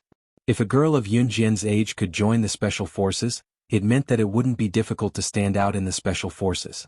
And with his strength, it would be extremely easy to stand out in the Special Forces. In short, Lin Kuan was full of confidence in himself. Even Yun Jian could not help twitching the corners of her lips when she saw how confident she was. Lin Kuan actually personally invited a girl to be his friend. So handsome. So handsome. I'm going to faint. Why can't I be that girl? That girl is so lucky. Oh my god, I'm really going to die from how handsome he is. Indeed, Lin Kuan is the most handsome when he's making friends. That girl has a few lifetimes of good luck. She can actually become friends with Lin Kuan. The group of girls who were cheering for Lin Kuan when he was punching earlier all pretended to be infatuated with him. Lin Kuan admitted that he made friends with Yun Jian because of her good looks. But towards Yun Jian, Lin Kuan didn't have that kind of feeling. He simply felt that Yun Jian's strength was weaker than his, but he also felt that being a member of the Special Forces might be of great help to his future development. Just as Lin Kuan extended his hand towards Yun Jian narrowed her eyes. But before she could say anything, Yun Jian felt an extra hand around her waist. The next second, a large palm grabbed her waist and pulled her into a warm and comfortable embrace.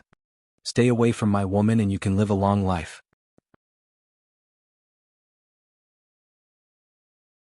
Chapter 1640. That warm chest. Even if Yun Jian didn't guess, she could guess who it was. Who else could it be other than him? As long as Yun Jian was free and could come out, Ce would come to find her. To describe Ce in an unkind way, even if she hid at the ends of the earth, he would still use his super invincible nose that was 100 million times more sensitive than a dog's nose to find her. Sure, if she told him that she dared to use the super invincible nose to describe his ability to find people, Yun Jian reckoned that she wouldn't be able to get out of bed tomorrow. He would definitely love and dote on her. You are her boyfriend? Lin Kuan wasn't as ignorant as any of the boys that Yun Jian had met before. Other than being arrogant, Lin Kuan was an outstanding person. Hearing Ce call Yun Jian his woman, Lin Kuan immediately reacted.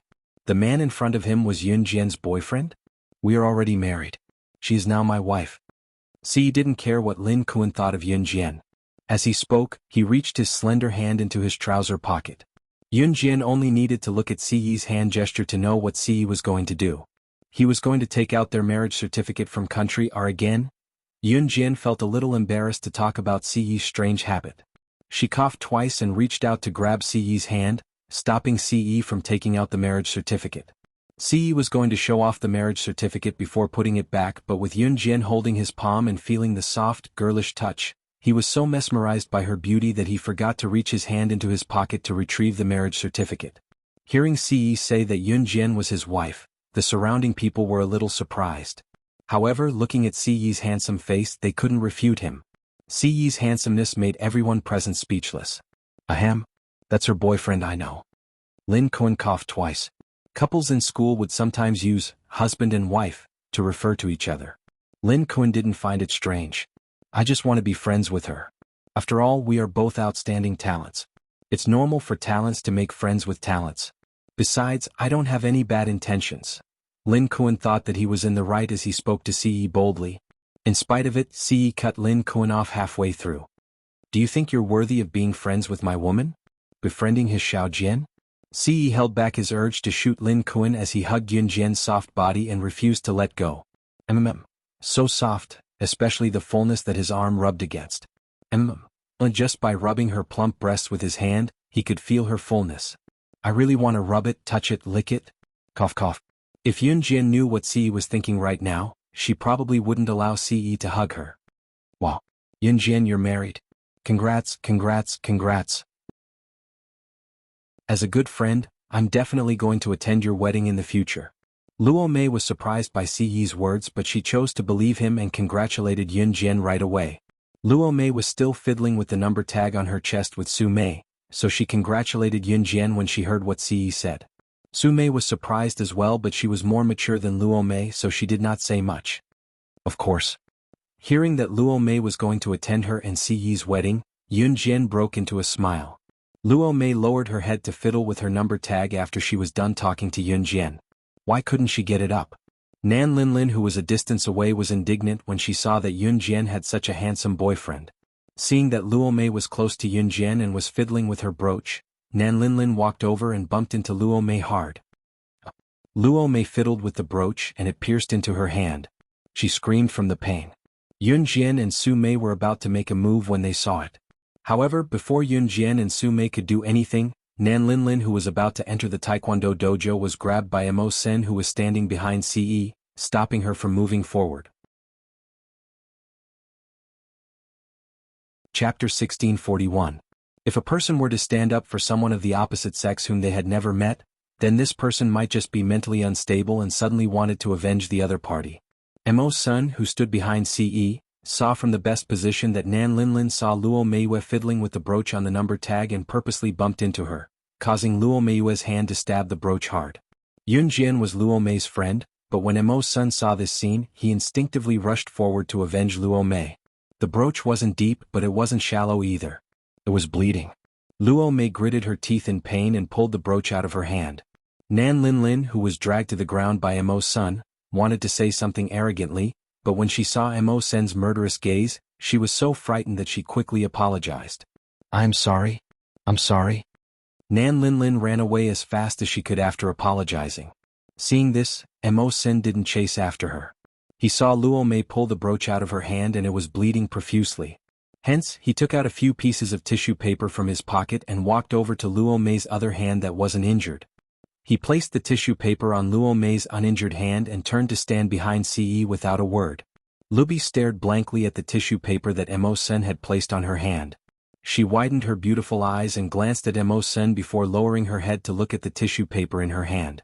Thank you. Luo Mei thanked Mo Sen politely. Mo Sen didn't say anything. Mo Sen's appearance was also very outstanding. Although he wasn't as handsome as Shuaying, he was still very handsome. If Shuaying didn't have that terrifying scar on his neck, he would be the most handsome of the 4 leaders of Hun group. Unfortunately, with such a long scar, Mo Sen was more handsome than Shuaying, even though Shuaying was still handsome. The finals are starting tomorrow. How about it, young man? Do you want to have a meal together? Officer Fong walked over from the side and looked at Ce with a young man with a bright future look as he invited him in a friendly manner. "Everyone, let's go together. I'll be the host today. Let's have a good meal at the hotel." Officer Fong called the others and said excitedly. Since Yun Jian wanted to go, Ce naturally wanted to go too. Nan Linlin's plan failed and no one wanted to talk to Luo Mei. Even Officer Fong's opinion of her. Hence, no one called her when they went to the hotel for a meal. Officer Fong ordered 3 to 4 tables of food. More than 20 people gathered together and ate with relish. Tomorrow was going to be a new battle, but before that it was best to relax while he could. Luo Mei to see Luo Mei. Luo Berry was a little shy because Mo Sen had stood up for her just now. She didn't dare to raise her head. Yun Jian was holding a glass of Sprite and enjoying it. Delicacies were usually eaten slowly and in the most comfortable way. Only then could one understand the true essence of delicacies. Officer Fong came over with a glass of wine and toasted Ce and Mo Senator. Then, he walked over to Ce curiously. Seeing that Ce had not let go of Yun Jian's hand, he jokingly asked Ce in front of everyone. "You 2 young people are so loving. You can't bear to let go of each other at all times. Speaking of which, how far have you 2 young people gone?" Officer Fong raised his eyebrows and looked at Ce curiously. Yun Jian's hand paused when she heard this. Then Ce suddenly said, "I've done everything I should and shouldn't." This short sentence made everyone's imagination run wild. Ce's level of lying had not changed at all. Yun Jian nearly spat out the Sprite in her mouth. She choked on it twice. Chapter 1642. As soon as Ce finished speaking, Officer Fong, who was holding a glass of wine to toast Ce, didn't forget to toast the people around him. When Ce said the last sentence, Officer Fong was still holding a glass of wine to toast the people around him. At the same time, Officer Fong had already put the glass to his mouth and took a small sip of wine. The wine was still lingering in his mouth, but before he could swallow it, Ce's words had already rung out. These shocking words caused Officer Fong to spit out the wine he hadn't swallowed in time. It sprayed directly onto the face of a Special Forces soldier sitting in front of him. After Officer Fong let out a sigh of relief, his expression changed drastically. He hurriedly took out pieces of tissue paper from the dining table and apologized while wiping the face of the Special Forces soldier who had been sprayed in front of him. "Sir, I'm fine." The Special Forces soldier, who had been sprayed all over, looked at Officer Fong with a fake smile and continued speaking. How could he be fine? His face was covered in the other party's saliva. Cough cough. It's my fault. Officer Fong forced an awkward smile and looked at the Special Forces with an apologetic expression. After wiping the Special Forces soldier's face, Officer Fong came back to his senses and saw that Ce had already let go of Yun Jian's belly. Actually, Yun Jian had blushed and slapped away Ce's hand, who had shamelessly lied in front of everyone. The dishes were served one after another. At this moment, Ce wasn't holding Yun Jian's hand. Officer Fong was a little puzzled, but he didn't ask any further. He was afraid that he would ask something strange again. The Special Forces soldiers had all undergone a physical examination before entering the selection grounds. Professionals could tell if a woman was pregnant just by touching her belly during the physical examination. Therefore, Officer Fong wasn't afraid that Yun Jian would hurt her belly and have a miscarriage during the finals. Cough cough. Ce pampered Yun Jian so much. He had been holding on to Yun Jian's hand ever since he entered the room. Why did he let go now? Just as Officer Fong was puzzled, Ce reached out with his slender hand. His well-defined hand held a pair of chopsticks and picked up a lobster from a plate not far away. He then placed it into his bowl. Then he used his delicate and perfect hands to peel off the shell of the lobster. Young people these days like to eat lobsters. Lobsters live in unclean places, so it's better to eat less of them. A Special Forces soldier next to him smiled and nodded before speaking to Ce. The Special Forces soldier was in his 40s and was considered old for his age. He was also very concerned about his diet and health, so he did not mean anything else when he said that to Ce. Lobsters originally lived in dirty places such as smelly drains, so it was useless to eat too much of them. However, if one really liked to eat them, they could still eat them a few times. Young people these days don't know how to eat healthy food. They only care about tasty food. Old Cheng, don't try to persuade him anymore. Young people eat well. It's best to eat and drink well first. Another Special Forces soldier next to the kind-hearted Special Forces soldier chimed in. Both of them were veteran officers who had been in the army for many years. They were strong and capable. As the two of them chatted, the topic of their conversation changed to something else. Ce, on the other hand, had not said a word since the beginning. His handsome face didn't look at Yun Jian. Instead, his eyes were fixed on the lobster he was peeling. Everyone around them thought that Ce liked to eat lobsters. Some people liked to eat lobsters, but they were too lazy to peel them. Delicious lobsters were usually fried with oil. After peeling the lobster, one's hands would be covered in oil. It was so oily that it couldn't be washed off. Therefore, many people were too lazy to eat lobsters even if they liked them. At least, the people around them thought that Ce was hardworking. Just as Ce was peeling the lobster swiftly and everyone thought that he was going to swallow it, Ce touched the plate of the lobster. Ce dipped the lobster meat in the bottom of the plate and fed the lobster that he had painstakingly peeled to Yun Jian. Xiao Jian, eat. He looked at her gently, showing a tenderness that he only showed to her. The people around them were surprised. Chapter 1643. Yun Jian loved to eat prawns and lobsters. However, she rarely ate lobsters because the shell was hard to remove. This was because Xiao Yunju had once fed Yun Jian the lobster he had painstakingly peeled. Yun Jian pinched Xiao Yunju's tender cheeks. Ce only found out about it then. Therefore, when the dishes were served today, Ce peeled the lobsters as soon as he saw them. He peeled it very carefully, peeling off all the hard shells without leaving a single trace. If one were to ask if Ce was a very hard-working person, the answer would be no. Ce never peeled lobsters himself. In fact, he had never eaten lobsters that were fished out of smelly drains before. However, ever since he saw Yun Jian eat the lobsters Xiao Yunju had peeled for her, she revealed a satisfied expression. She even pinched Xiao Yunju's cheeks. Ce was moved. In order to peel lobsters for Yun Jian, he had specially researched lobsters. Therefore, Ce quickly finished peeling off the shell of the lobster and delivered it to Yun Jian's mouth. Yun Jian was shocked. She glanced sideways at Ce. However, as she watched Ce, she bit, chewed, and swallowed the lobster. During this process, Yun Jian kept staring at Ce's face. Although she didn't express her emotions, Yun Jian's heart was filled with warmth. It was as if her entire body was enveloped by something called warmth. Is it delicious? Ce's warm voice sounded. His words were filled with warmth. He looked at Yun Jian with his easygoing eyes. It was as if even the coldest snow mountain could be melted by his eyes. Yun Jian lowered her head slightly. She blushed and nodded gently. It's delicious. I really like this taste. She had never told anyone that she liked lobsters. However, Ce knew about it. Yun Jian didn't know how Ce knew that she liked lobsters. However, Yun Jian wasn't stupid. She thought about it carefully. When she was eating the lobsters that Xiao Yunju had peeled for her, she had pinched Xiao Yunju's cheeks with a blissful look on her face. At that time he was there too, he must have seen it then. Yunjian didn't expect Ce to be able to observe her in such detail. Therefore she was touched at this moment.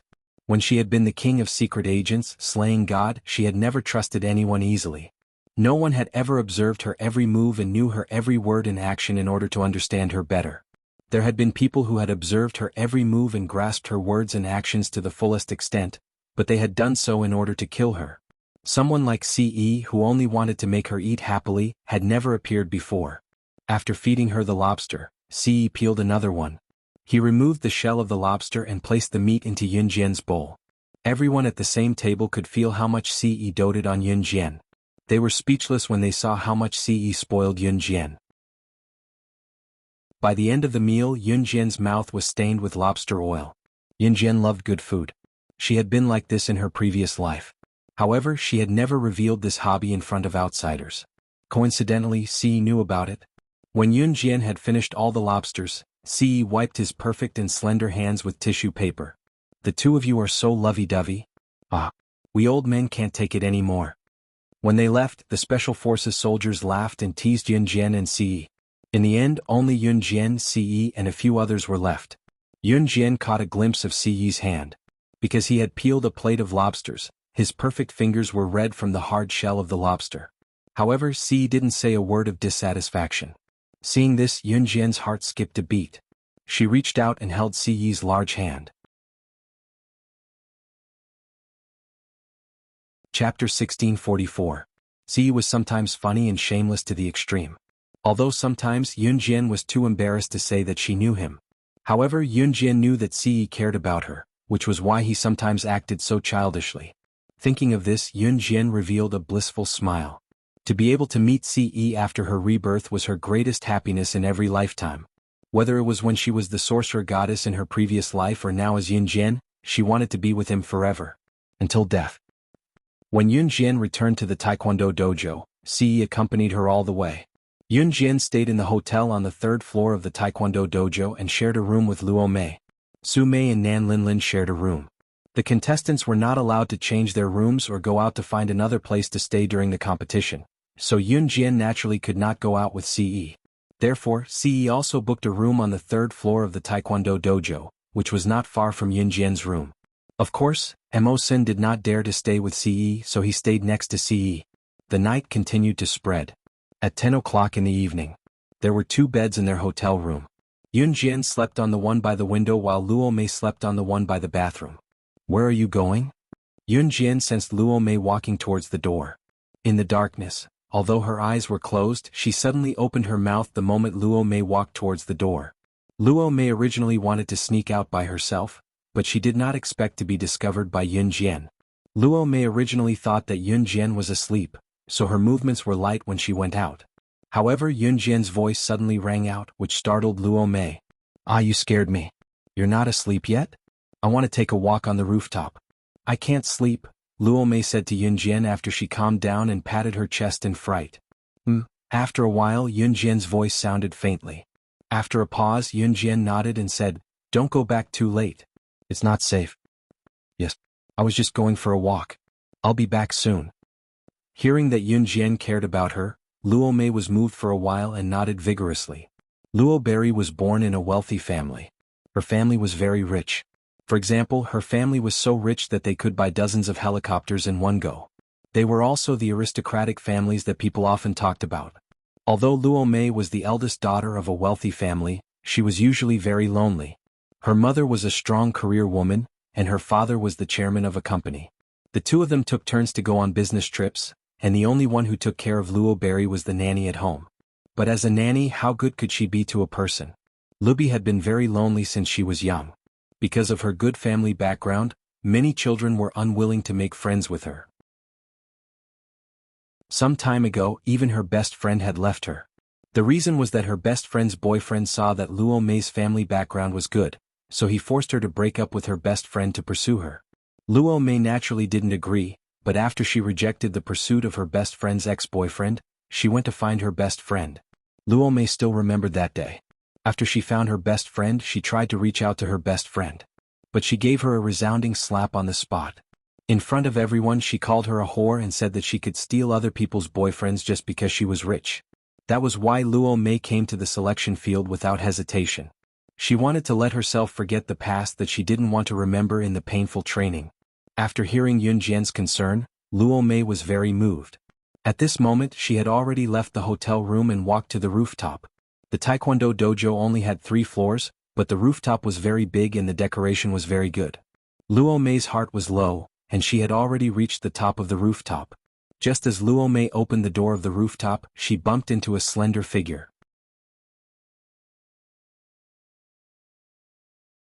Chapter 1645. When Luo Berry met Mo Sen, she was really shocked. She originally just wanted to go to the rooftop to relax. It was already very late at 10 o'clock in the evening.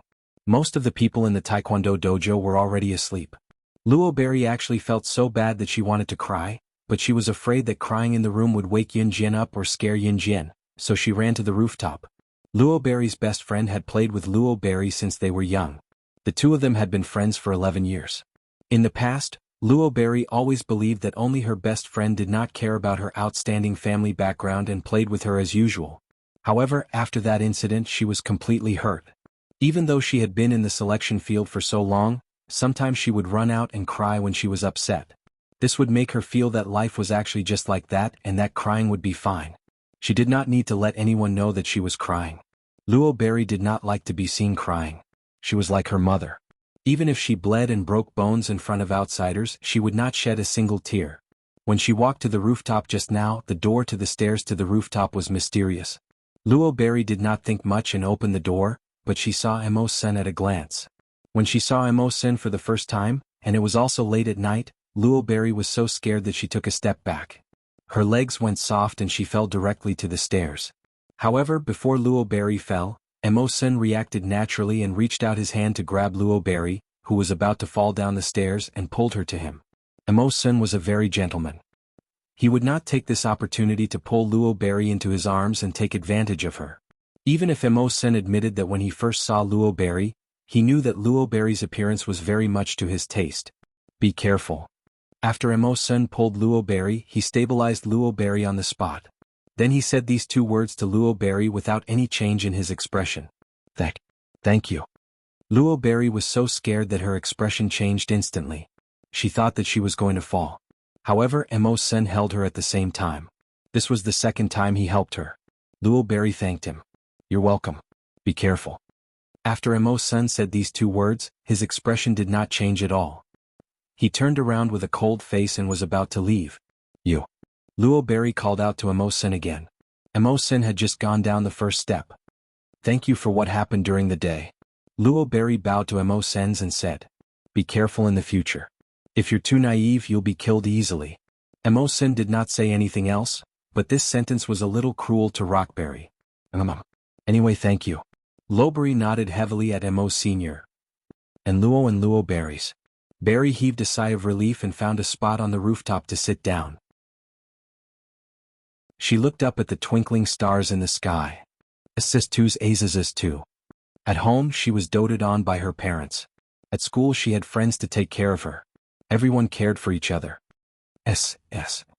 After returning home she could only face the empty house and walk to school alone. Her best friend whom she had played with for 11 years scolded her for being a whore. But now that he thought about it, he felt heartache.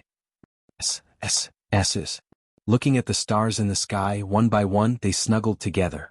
The tears in Luo Berry's eyes flowed out. Fortunately, everyone was asleep at this time. Luo Berry was a strong person. She did not want to show her weakness in front of others. But in the dark she would cry. Like all young girls in their youth, she would bear her own pain alone. After crying for about 20 minutes, Luo Berry did not make any sound when she cried. When she was tired from crying, Luo Berry stood up and went back to her hotel room as usual. Suddenly, a man's voice sounded in her ear. Stop crying.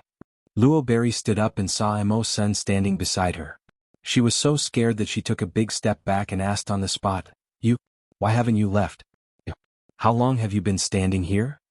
Luo Berry was most afraid of people seeing her weak side.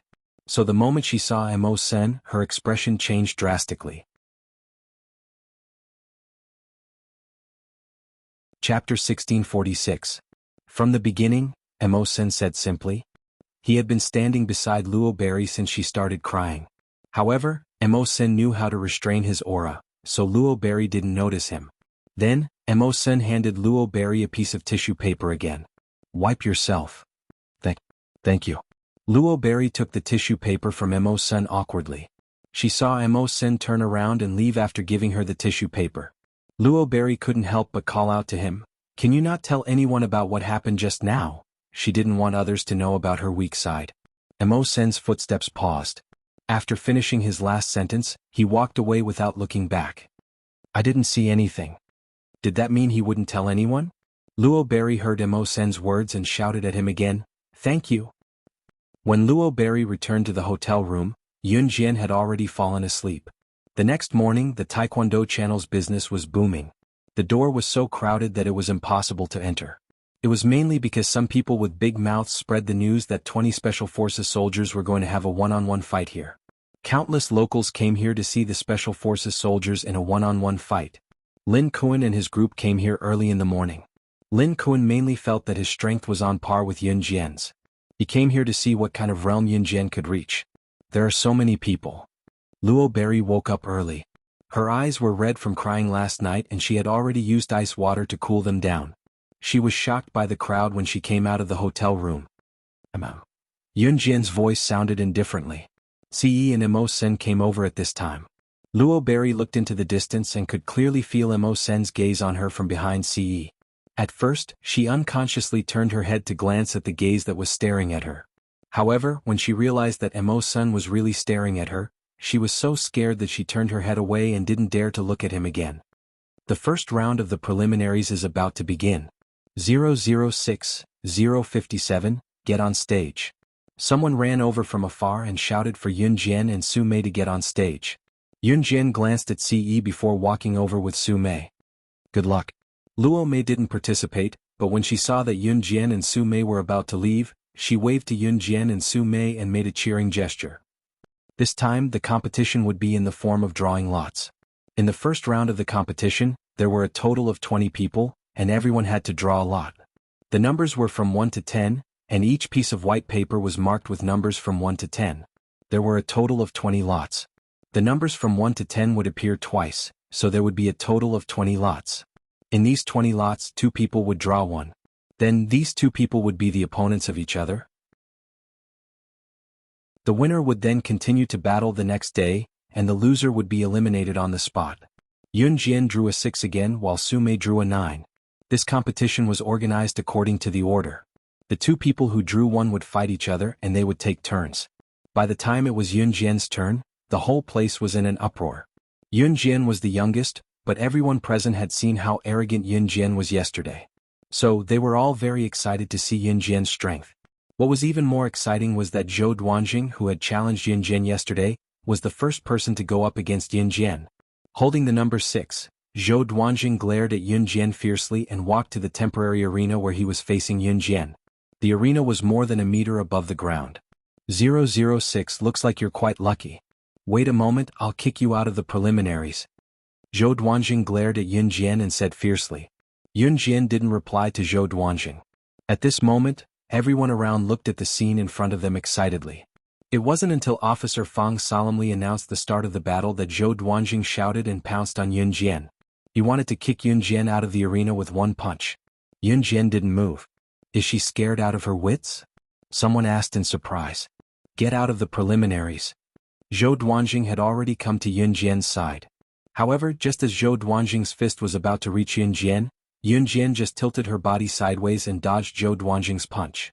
In a second, she flashed behind Zhou Duanjing, stood behind him and kicked Zhou Duanjing off the stage, ending the competition. It was so fast that the naked eye couldn't see when Yun Jian came behind Zhou Duanjing. It was really just a second. Yun Jian won this battle in a second.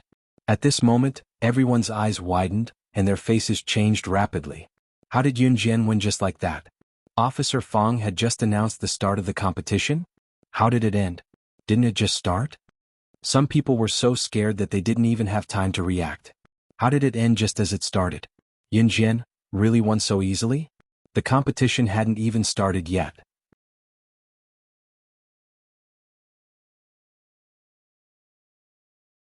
Chapter 1647. It was really 1 second. Yun Jian kicked Zhou Duanjing off the stage in 1 second, and at the same time ended Zhou Duanjing's delusional thoughts of representing Z country to the hunting organization. If it wasn't for Zhou Duanjing's arrogance, Yun Jian wouldn't have let him off the stage in such a pathetic state. It was because of Zhou Duanjing's arrogance that Yun Jian directly finished him off, causing Zhou Duanjing to lose face for the rest of his life. Being kicked off the stage in 1 second by a teenage girl, Zhou Duanjing couldn't care less about the pain. He scrambled up from the ground, but he didn't have the face to stay there anymore, so he turned and ran away. There was a dead silence in the surroundings. Everyone was waiting to see the battle between Yun Jian and Zhou Duanjing. However, this battle had ended before it even started. The final result was Yun Jian's instant victory. Instant victory over a male Special Forces soldier who was ranked within the top 20 in the country. Yun Jian's ability was beyond everyone's expectations. It was something that they had never expected. Hence, Lin Kuan, who saw this scene, sat up straight. His eyes were wide open as if he had seen a ghost. Originally, Lin Kuan had vowed to Yun Jian that he wanted to be friends with Yun Jian, because he thought that his ability was only higher than Yun Jian's.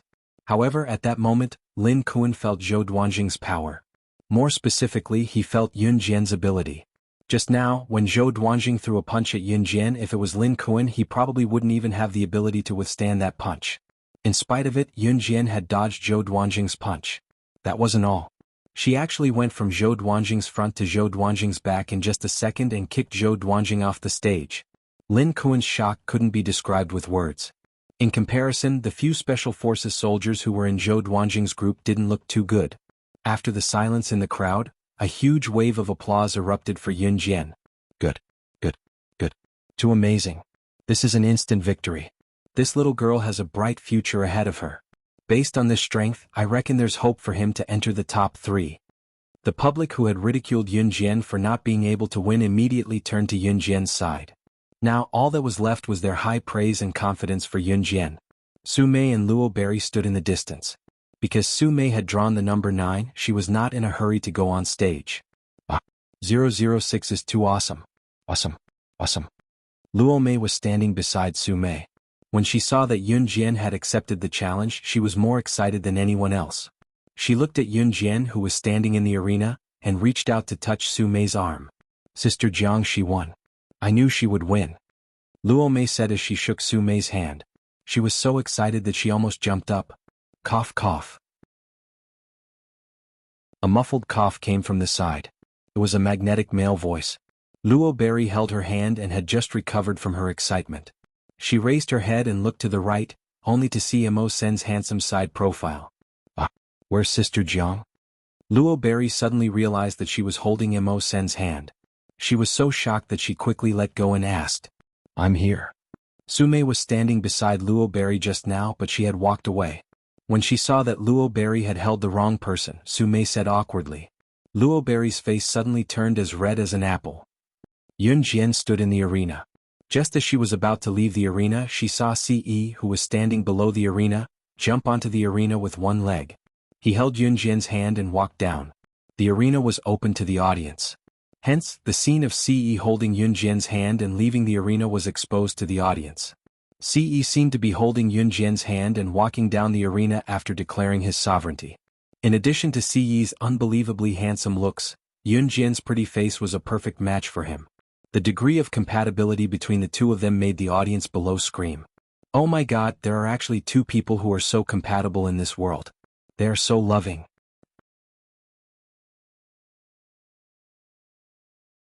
Chapter 1648. Ce was completely oblivious to the cheers and screams of the crowd below as he grabbed Yun Jian's hand and walked down the ring. Ce was currently wearing a black leather jacket with a simple white casual shirt underneath and a pair of black jeans. From the back, Ce was dressed in black from head to toe.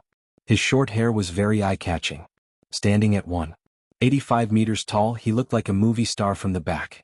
He was so handsome that even if he tried to hide his brilliance, it could not hide his dashing side. Yun Jian was wearing an extremely loose sportswear that matched her upper body and lower body in black and white. Coupled with her high ponytail and extremely slim figure, Ce could not help but feel a sense of relief. Ce held Yun Jian's hand as they walked forward. Looking at them from the back, their compatibility could be felt just by looking at them. What was more, Siyi's swift movement when he leaped into the ring and his indulgent gaze that only had Yunjian in his eyes. Just now, Siyi had grabbed Yunjian's hand and walked out of the ring. It was only a split second, but it had the audience's eyes popping out of their sockets. Words like handsome man and beautiful woman were no longer enough to describe how compatible Yunjian and Siyi were. Young master. Emo-sun lowered his head at Siyi when he saw Siyi coming over. Go back first. Siyi did not look at Emo-senator. He held Yunjian's hand and walked around Emo-sun and the others to leave, leaving Emo-sun with these words before he left. An Hun group was busy, especially Siyi, who was the leader of an Hun. He was busier than anyone else. In spite of it, Siyi would not leave for the next few days. He had to accompany Yunjian to get a spot in the hunting school and watch Yunjian win. There was nothing more important than his woman. Xiaojian was more precious to him than anything else. She was one of a kind. He asked Emo-sun to go back first because he wanted Emo-sun to go back to an Hun to deal with the organization's affairs. Yes. Emo-sun responded to Siyi's order without any change in his expression. At this moment, Siyi had already pulled Yunjian's hand and left the Taekwondo dojo. After listening to Siyi's order, Emo-sun sent a message to the helicopter pilot who had sent him and Siyi here before walking out of the Taekwondo dojo. The live broadcast was still ongoing. The audience was still watching the one-on-one battle between the Special Forces soldiers. Other than Yunjian, there was no one else who could defeat the opponent within a second. Most of the Special Forces needed about half an hour to determine the winner. There were some who were more outstanding, but compared to Yunjian they were not worth mentioning. Seeing that Emo-sun was about to leave, Barry opened her mouth and shouted, You're leaving? In such a noisy Taekwondo dojo, Emo-sun heard Rockberry's shout immediately. Luo Berry's appearance suited Emo-sun's taste very well, and her voice was very recognizable to Emo-senator. Even if he didn't deliberately listen to her, he could still hear her voice in such a noisy scene. Yes. Emo-sun was a man of few words. Then you won't appear again? Luo Mei was confused and felt a sense of loss. Yes. Emo-sun still answered with one word. When Luo Berry heard this, she was disappointed. However, the two of them had never interacted before. This meeting was just a coincidence. Whether they would meet again in the future would depend on fate. Oh, be careful then. Luo Berry said to Emo-sun dejectedly. Anyone would be able to sense the sense of loss that he was feeling. Be careful. Worried about him? Emo-sun's footsteps paused slightly. He paused for a moment before leaving. Then, he softly left behind an imam before walking away without looking back. Emo-sun was different from Adam. Although Emo-sun and Adam were biological brothers, Adam would do anything to keep the things he liked. However, Emo-sun was different. Emo-sun was not good with words when it came to the things he liked. At least, that was what Emo-sun thought before this. His and Adam's lives were given by the young master, so their lives belonged to the young master. People had to learn to be grateful, and Emo-sun was the same. Looking at Emo-sun's slender figure, Luo Berry's eyes darkened, and she didn't look anymore. The Taekwondo dojo was still going on with the competition. Siyi brought Yunjian directly to a sea of flowers. There was no end in sight, and there was some natural beauty. Trees, mountains, rivers, everything was natural scenery, and nothing could be more beautiful. When Siyi brought Yunjian here, Yunjian saw hot air balloons one after another not far away. She was slightly stunned. However, she heard Siyi's magnetic male voice, and his breath sprayed on her head. Do you like it?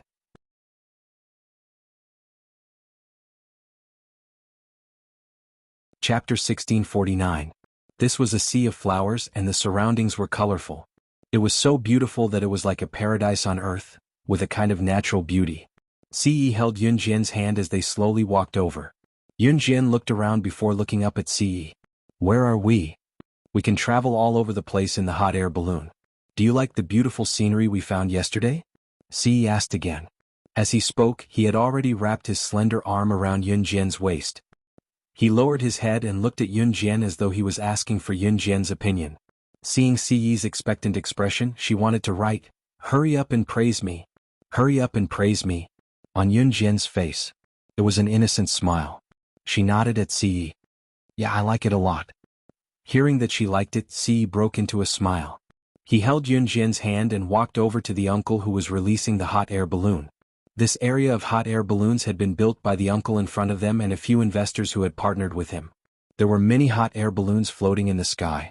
There were many couples around, and it was very crowded. The hot air balloon here was not the kind of hot air balloon that had a fixed location. It would float the tourists across the endless sea of flowers and slowly land on the opposite side of the river. Although it looked exciting, it was very safe. Hence, there were many tourists coming and going and many people riding the hot air balloons. In the blink of an eye, there were only 1 or 2 free hot air balloons left. Don't rush, don't rush. Everyone, don't rush. Take your time. We've already contacted the warehouse to deliver the hot air balloons to everyone. Come one by one, don't rush. The owner of the hot air balloon, the uncle, was waving his hand to signal the passengers to not rush and that the hot air balloons would be delivered from the warehouse soon. In reality, the weather had been good and the sun was shining brightly over the past few days, so there were many people riding the hot air balloons. As a result, there were not enough hot air balloons. There were many people lining up for the hot air balloon. Ce held Yunjian's hand as they lined up, enjoying the feeling of lining up. He did not use any of his identities to drive away the surrounding people, nor did he directly contract the venue. Instead, he held Yunjian's hand and lined up like an ordinary couple, waiting in line to sit in the hot air balloon. The queue lasted for an entire afternoon. By the time it was Yunjian and Ci's turn to ride the hot air balloon, it was already evening. Come, come, come, it's your turn to be a couple. Come up quickly. The old man waved at Yunjian and Ce. Their husband and wife, Ce corrected the old man as he waved his hand. Ahem, so young. So they were husband and wife. This little girl is so young, but she has a husband who dotes on her. This way. Just step on it. When the old man heard Ce's words, he flashed his big yellow teeth and smiled. Then he gestured for Yunjian and Ce to board the hot air balloon. The hot air balloon's temperature was controlled very well.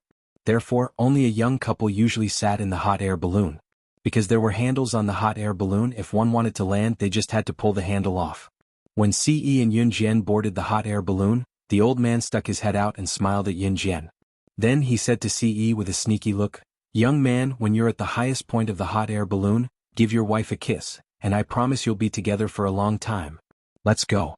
After the old man finished his last sentence, he released the string tied to the hot air balloon. The hot air balloon immediately floated up from the ground and ascended into the sky.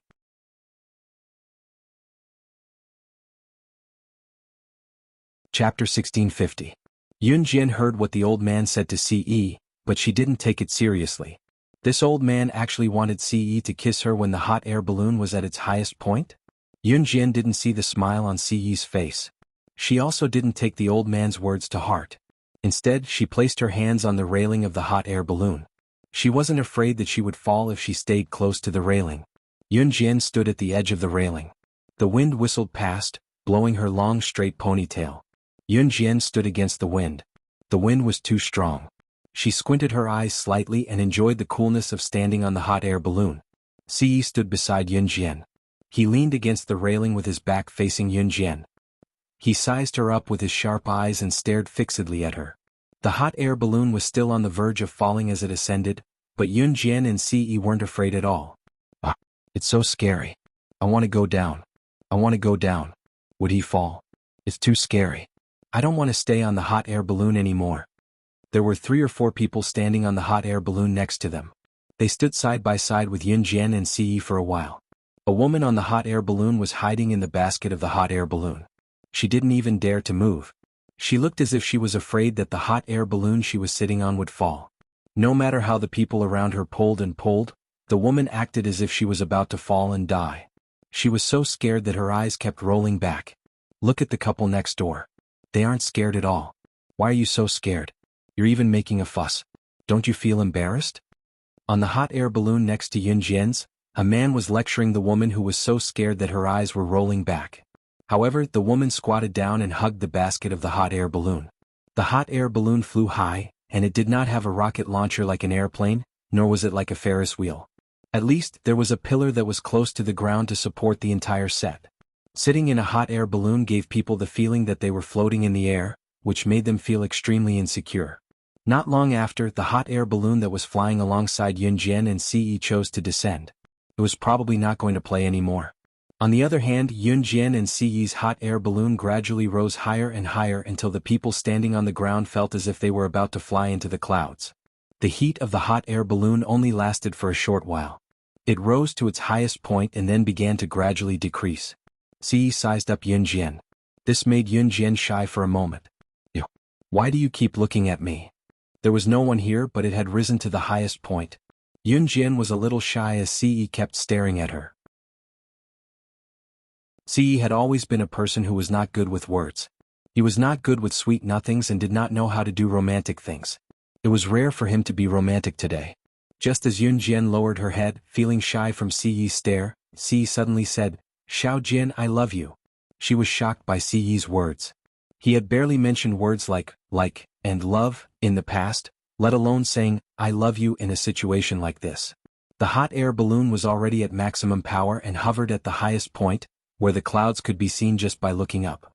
Before Yunjian could react, Ce suddenly placed his hand on the railing of the hot air balloon and tugged at the rope that was tied to the basket, purposely creating a bump for the basket without letting Yunjian notice. Yunjian lost her footing and fell straight into Ce's arms. Ce caught Yunjian's body and lowered his head, bending slightly to press his lips against Yunjian's soft ones, biting away the petals of Yunjian's lips intimately. Yunjian did not react in time and was kissed head-on. Blinking, her long lashes fluttered, but she did not reject Ce's kiss. Chapter 1651. They were in the sky. How dare he? Yunjian slapped Ce's pig-trotter hand away. She pressed her hand against the spot in front of her chest and Ce's chest. "Xiao Jian, let me touch." Ce released Yunjian's lips playfully and made a shameless request to Yunjian. "Don't." Yunjian refused. In the end, she could not win against Ce. In the end, Ce reached his hand into her bra through her skin. After getting off the hot air balloon, Yunjian ignored Ce and walked forward alone. He had actually acted so bashfully in front of her on the hot air balloon just now. Yunjian did not want to talk about his bashful behavior anymore. "Xiao Jian, what's wrong?" Ce came over to hold Yunjian's hand as usual and turned to ask her. Yunjian did not fling Ce's hand away, but she ignored him. "Did I touch you just now?" Before Ce could finish, Yunjian tiptoed to cover Ce's mouth. "Talk again and you're not allowed to do this in the future," Yunjian told Ce. To Ce, her words sounded coquettish, causing Ce's lips to curl into a pretty smile. Did she mean that he could still treat her like this in the future? Seeing Yunjian fling his hand away softly and walking away, Ce's lips curled up before he chased after Yunjian. Every Special Forces soldier was only allowed to fight once a day. A total of 10 Special Forces soldiers were eliminated in today's one-on-one battle. Among the candidates recommended by Principal Ma, other than Yunjian, only Su Mei was not eliminated. The rest, be it Su Wenming, Wang Buren or Dong Xiu, were eliminated. The next day's battle was a 5 versus 5 battle. Yunjian did not perform outstandingly on the second day, but after a few minutes of sparring, she kicked her opponent out of the ring and declared her victory. On the third day there were only 5 people left. These 5 people were Yunjian, Su Mei, Wu Nengnai, and 2 other men whose names were unknown. 2 women made it to the final round of this year's qualifier. This made the audience a little surprised. After all, it was always the men who made it to the end in the previous qualifiers. Women were weaker than men, so the chances of them making it to the final round were slim. But this year there were actually 2 women who made it to the final round, which made the people present doubt again. Could Yunjian and Su Mei really make it to the top 3? In the last round of the competition, there were a total of 5 people. The 5 of them would take turns to fight. This meant that Yunjian would have to fight the remaining 4 people who made it to the last 4 rounds. Everyone had to fight 4 rounds. After the 4 rounds, whoever won the most rounds would be the winner. This meant that Yunjian would have to fight Su Mei. 006, use all your strength to fight me. I won't let you win. Of course, don't let me win. Su Mei was full of fighting spirit. She smiled and said to Yunjian, "Definitely." Yunjian pursed her lips and turned her head back to her. Naturally, she would not let Su Mei win. At this moment, the final battle was about to begin. Yunjian's first opponent was Wu Nengnai. At this moment, Wu Nengnai stared at Yunjian with hatred. "You made my brother look bad. Today I will let you know what the gap in strength is." Zhou Duan, who was kicked off the stage by Yunjian, was Wu Nengnai's brother. At this moment, Wu Nengnai was very confident in himself. Yunjian narrowed her eyes. Just as she was about to say something, bang! There was a loud noise. In the ring, a white smoke bomb was suddenly thrown up and exploded in the ring. Then the surroundings were filled with smoke. "Oh, he. A snake-like female voice was heard. The crowd saw a woman with a perfect body standing before them. She was 1.7 meters tall and had a voluptuous figure. The woman who suddenly appeared held a whip in her hand.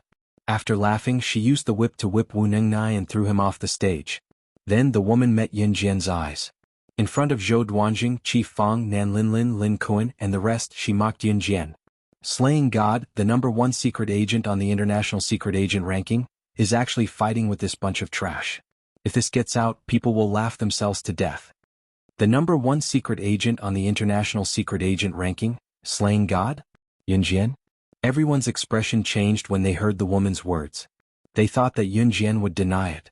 However, the moment Yun Jian saw the woman in the ring, she narrowed her eyes and smirked slightly. She did not need to guess to identify the woman.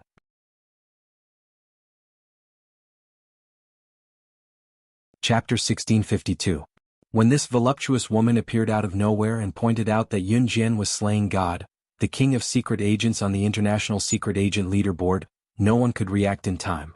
They were all stunned on the spot. Slaying God, the #1 secret agent on the international secret agent leaderboard? To some people, this title was something that they would never be able to touch in their lifetime. This was the kind of gap that an ordinary person would never be able to come into contact with a national leader. To the crowd, it was impossible for Slaying God, the #1 secret agent on the international secret agent leaderboard, to appear here. She was someone on the secret agent leaderboard. She was someone who could kill. Therefore, when the crowd heard Leng Mei's words, they were all stunned for a moment. However, before the crowd could react, Yun Jian had already met Leng Mei's eyes and pointed out her identity in front of the crowd. This caused the crowd, who had yet to recover from their shock, to be fiercely shocked once again. Blood Doll? 006, the Blood Doll that you're talking about, could it be the latest assassin organization in Southeast Asia? It said that it rose at lightning speed and swept through all the assassin organizations in Southeast Asia. In the end, it became the #1 assassin organization in Southeast Asia. Its position is feared internationally. Chief Fang stood next to the ring. Leng Mei had thrown a smoke grenade without any warning. His field of vision was obscured by the smoke grenade. When his field of vision returned to normal, Chief Fang saw the voluptuous Leng Mei standing in the ring. She was dressed a little skimpily, but her private parts were completely covered. Based on what Yun Jian had said earlier, the woman who suddenly appeared in front of everyone was the #1 expert under the Blood Doll leader, Leng Mei. Rumor had it that the #1 expert under the Blood Doll leader, Leng Mei, was an expert in using a whip. Her whip was accurate and she only needed one whip to kill someone. Her ability was amazing. Even if she was not on the international secret agent or assassin leaderboard, her skills were almost on par with them. To be honest, when Leng Mei said that Yun Jian was the #1 secret agent on the international secret agent leaderboard, slaying God, not many believed her, especially Chief Fang and the others. After all, Yun Jian's age was obvious and she was Officer Ji's daughter. How could she be slaying God, the top secret agent in the world? But just by looking at her cold demeanor, the way she appeared, and the way she whipped Wu Nengnai off the stage, her swift and fierce skills, the identity of Leng Mei, the #1 expert under the Blood Doll's leader, was a given. Yun Jian didn't answer Officer Fang's question. When Leng Mei heard Chief Fang call Yun Jian 006, he was first stunned. Then he laughed and continued to speak to Yun Jian. 006. Slaying God, this is the same serial number as when you first joined in Han. Leng Mei clearly knew everything about Yun Jian. Hearing Chief Fang call Yun Jian 006, Leng Mei took the opportunity to ask questions. After the surrounding people knew Leng Mei's identity, they were all scared witless. Just when the crowd thought that Yun Jian would back off, Leng Mei didn't say anything. Unexpectedly, Yun Jian ignored Leng Mei's words. She lowered her gaze slightly and looked up at Leng Mei with her piercing gaze. Her smile was blurry, as if her every frown was laced with murderous intent. With a faint smirk, Yun Jian suddenly opened and closed her hand in front of the audience, including Lin Kuan, Zhou Duanjing, Nan Linlin, and the rest. A butterfly knife suddenly appeared in her hand. Yun Jian took 2 steps toward Leng Mei. At that moment, she looked like a demon from hell in front of the crowd. She smiled at Leng Mei indifferently. Chapter 1653. Yun Jian's words were clearly heard by all the spectators in the Taekwondo dojo. Everyone was shocked by Yun Jian's words and her confident aura. 006. You're crazy. How dare you talk to Leng Mei, the top fighter under the Blood Doll leader? Come back. We have to fight side by side. Officer Fang's face changed when he heard what Yun Jian said to Leng Mei. Was Yunjian crazy? How dare she talk to Leng Mei like that? Leng Mei was the top fighter under the Blood Doll leader. Even if they had more than 20 special forces, they would have to think twice before dealing with her, right? But what about Yunjian? How dare she say to Leng Mei, Blood Doll including you will become my captives so blatantly? Was she crazy? 006 is crazy. She must be crazy. Not only will she be finished by saying such things, but she will also get everyone here killed. Zhou Duanjing was already holding a grudge against Yunjian because she was disqualified in the preliminaries. Now that he heard Yunjian's words, Zhou Duanjing took the opportunity to speak to the people around him in an extremely exaggerated tone.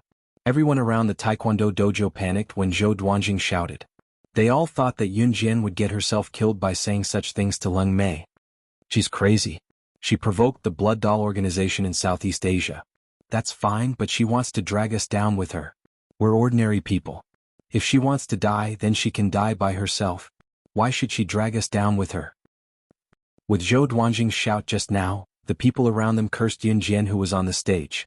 Everyone thought that Yunjian's behavior just now would harm everyone. Get out. Get out. What 006? Get out. Selfishness. Shameless. We don't need special forces like you in our country. There were even people who cursed at Yunjian who was standing in the ring with chilling words. Although Yunjian's words were arrogant, Leng Mei didn't dare to take Yunjian's words as a joke. What a joke. She was not dumb enough to think that Yunjian was joking when she heard slaying God's words. However, Leng Mei was stunned at this moment. She was stunned by the audience who were desperately shouting for Yunjian to get out of the arena. However, Leng Mei only smiled coldly for a while, as if mocking the ignorant audience below. This group of selfish humans. Bang bang bang. At this moment, 3 gunshots rang out and hit the high ceiling of the Taekwondo dojo without warning. The gunshot rang out and the gun fell. When everyone reacted, they were so scared that they screamed, "Ah! Ah! Gun! You have a gun?" Before the exclamation could be heard, the crowd had already rushed out of the Taekwondo hall. However, before anyone could rush out of the Taekwondo dojo, the gunshot rang out again. This time, it landed at the entrance of the Taekwondo dojo. As the crowd passed by, they saw Ce standing at the same spot. His slender fingers were on the gun's buckle, preventing anyone from leaving the Taekwondo dojo until the screaming crowd quietened down. His cold voice was heard and his tone was even more arrogant than Yunjian's. If you say anything bad about my woman again, don't even think about leaving this place unless you're a corpse. How could he make it sound so easy to kill someone? Moreover, the people around had only said something bad about Yunjian and he wanted to kill someone because of it. The crowd was frightened by Ce's cold and sharp gaze. They saw Ce sweeping his gun around. His cold gaze made everyone's hearts pound in fear. At this moment, Ce's voice was heard again. If anyone says anything bad about my woman again, this will be your outcome. After that, Ce turned his gun sideways. Without even looking, he aimed the gun's muzzle at the chain hanging from the ceiling and fired a shot. The gunshot rang out and the gun fell. On the ceiling, the shot was so accurate that it broke the chain hanging from the ceiling.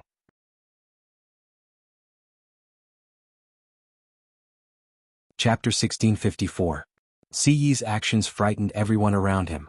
Fortunately, there was no one standing next to the huge chandelier in the Taekwondo dojo. However, the chandelier's chain was broken by Ce's shot. The huge chandelier crashed from the ceiling to the ground, making a loud noise. The entire chandelier was smashed into pieces within a few seconds. The broken parts were unbearable to look at. If there had been anyone standing around, even if they hadn't been frightened, they would have been pierced by the glass shards that flew everywhere when the chandelier shattered. Ce's move was absolutely ruthless. It was enough to scare everyone to death. Just by looking at Ce's marksmanship, who in the crowd wouldn't be convinced? One shot, just one shot. He didn't even look when he shot the chandelier's chain. With such marksmanship, even if the crowd tried to escape, it was highly likely that they would be shot in the head and die. In addition, Ce had protected Yunjian just now. The crowd was stunned and didn't dare to say a word. Ce's actions were purely to give Yunjian some peace and quiet. It was a battle between Yunjian and the Blood Doll's #1 expert, Leng Mei. Officer Fong was also shocked by Ce's marksmanship. However, he reacted very quickly. 006, don't do anything stupid. She is the Blood Doll's #1 expert, Leng Mei. Let's fight together. We're not afraid of her. Don't mess around by yourself. Officer Fong still didn't relent. He was worried about Yun Jian, so he kept talking to Yun Jian. Officer Fang knew that Yun Jian was Gu Yunjian's daughter. He also had some friendship with Gu Junjian. Naturally, he couldn't just stand by and watch something happen to Yun Jian. Moreover, the opponent this time was the #1 expert under the Blood Doll's leader. Leng Mei was an assassin who crawled out from a pile of corpses. Although the special forces were powerful, an assassin who crawled out from a pile of corpses was someone who didn't care about her own life. After all, the special forces were tied down. Under such circumstances, Leng Mei's strength was not something the people present could imagine.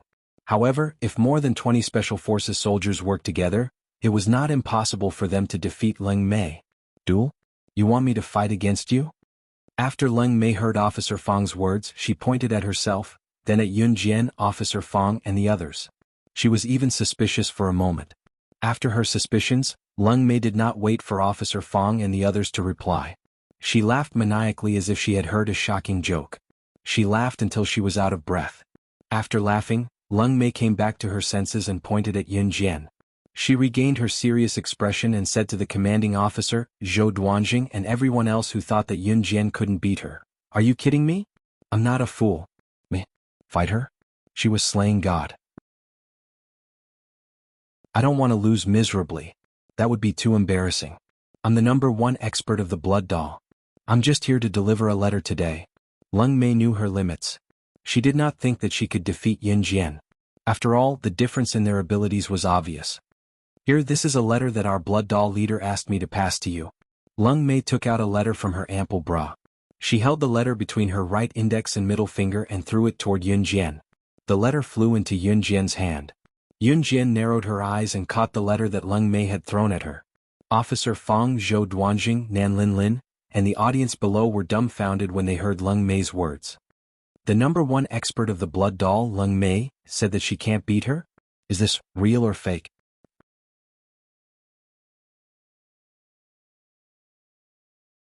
Chapter 1655. Just as everyone was wondering if Leng Mei was telling the truth, Leng Mei waved at Yun Jian and said, "All right, I'm done here. All right, now that I've completed the mission my leader gave me, I'm going home for my beauty sleep. Slaying God, see you next time." Leng Mei flicked the whip in her hand as she spoke. She turned to her side and extended her hand.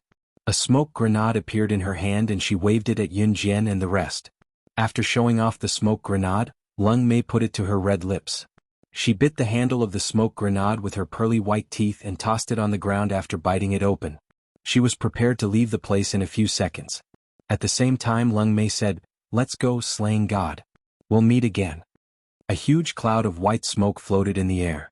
Yun Jian's eyes flickered in the smoke. Few were safe. Thank goodness that Blood Doll's #1 expert isn't here to kill. Someone in the crowd exclaimed in relief when they were on the brink of death. Chief Fang and all the special forces present heaved a sigh of relief. Thank goodness that Leng Mei was only here to deliver a letter.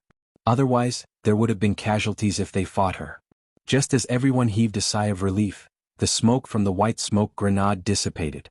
Before the crowd could relax from their tense emotions, they saw Yun Jian holding a woman's arm with one hand in the ring. She had easily pinned the woman's bent body under her. Upon closer inspection, this woman, was she not Leng Mei who had said she was leaving?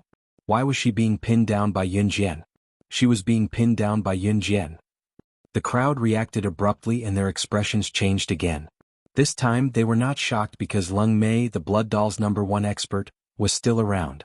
Instead they were shocked because Yun Jian had really pinned Leng Mei down.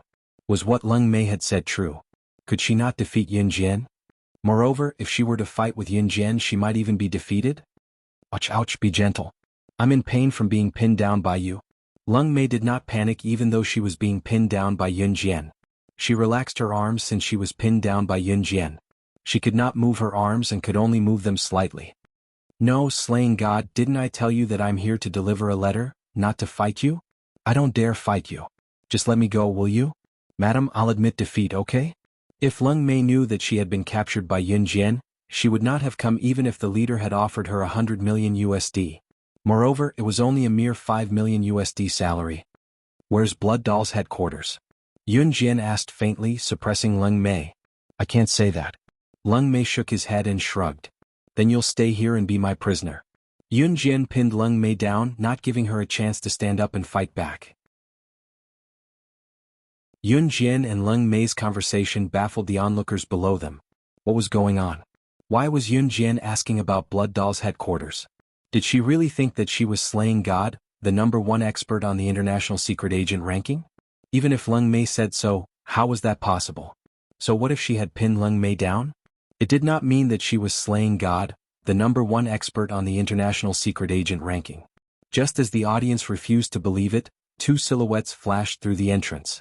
The two beautiful silhouettes appeared in the ring in a flash. Looking closely, it was Qingyu and Gunyanji. When the audience saw Qingyu and Gunyanji, they were shocked. Who were these two people?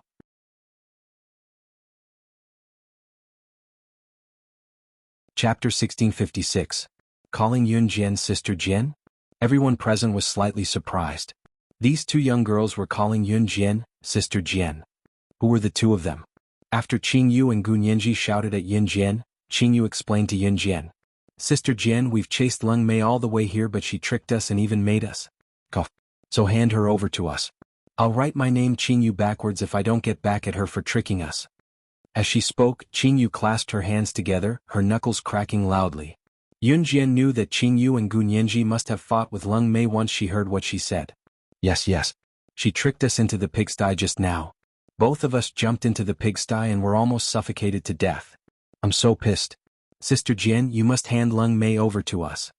Gunyanji, the useless teammate, blurted out how she and Qingyu were lured into the pigsty by Leng Mei in front of everyone. Qingyu sighed with a hand on her forehead when she heard that. Don't, it's not that serious. Both of you jumped into the pigsty yourself, don't blame me.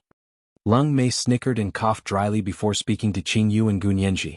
Gunyanji went over and knocked on Leng Mei's head. Then Leng Mei was dragged away by Qingyu and Gunyanji. What happened just now, could it be a farce? Someone below could not help asking when they saw Leng Mei being dragged away by Qingyu and Gunyanji. So the gun he used just now was a fake too? Someone turned to glance at CE and asked with a chuckle. It must be. Everything that happened just now was definitely just a farce. You gave me a fright for nothing. The Taekwondo dojo sure knows how to play. Someone else chimed in. The passing of words actually suppressed the atmosphere just now. Chief Fang was no fool. He knew that what happened just now could not be described as a farce. In the end, he did not say anything.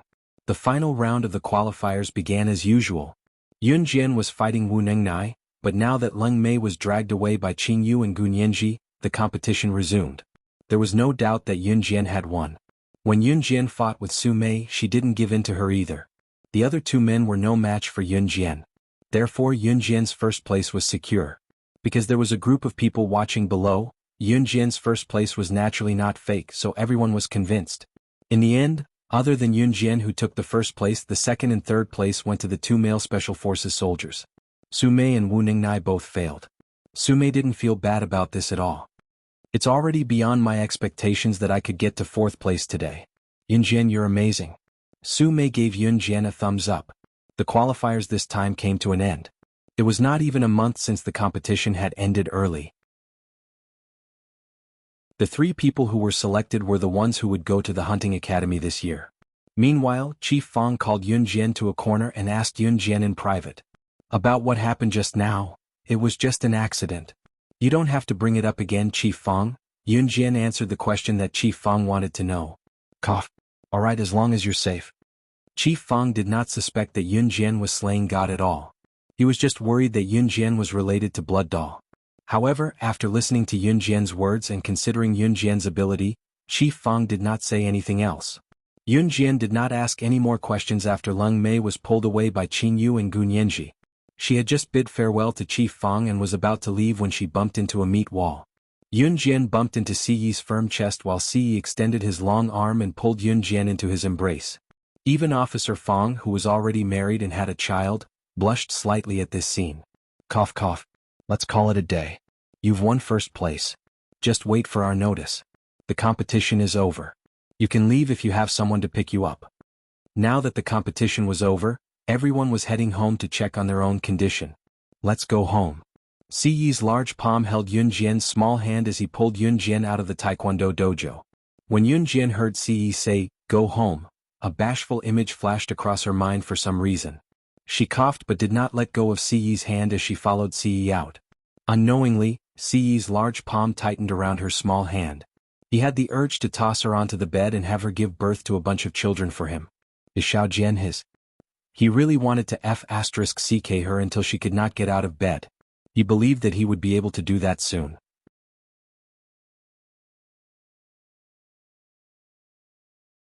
Chapter 1657. The qualifier came to an end and the candidates were selected.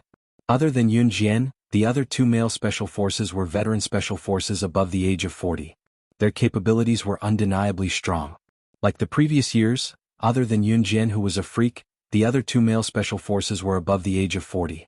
In the past, the youngest of the top 3 candidates who could go to the hunting school was above the age of 30. After all, the older one was, the more capable one was. It was an unchanging law. Yun Jian was already considered an anomaly. Yun Jian had CE to pick her up, so she did not return to Min City with Chief Fang and the rest. The military academy was still in its school term and the qualifier this time took about a month. It was less than a month but it was almost time. Because sending Yun Jian to the qualifier required a separate leave, Yun Jian was the only one in the entire Min City military academy who had applied for leave, so Yun Jian had to go to school once she returned to Min City. However, before she went to Min City, Yun Jian made a trip back to Longmen City in her home. After staying a night in Longmen City, Yun Jian returned to Min City Military Academy. Throughout the night, Ce had been hugging and rubbing against her. Cough. Other than the last step, he had done everything else. Cough cough. The next morning, Ce returned to an Hun group. Shuang had sent a helicopter to pick him up. Before he left, Ce was still hugging Yun Jian bashfully. After Ce left, Yun Jian stretched lazily and got out of bed. Packing her bag, she went to Gu Yunjian's house to have a few bites of the breakfast Qin Yiru had made. There was a bowl of porridge, a tea egg and 2 meat buns. Yun Jian loved the taste of Qin Yiru's cooking, so she finished the food in no time. Eat slowly. Xiao Jin, you've lost weight again. You must eat well when you go to school. Don't get any thinner. My heart aches when I see you like this.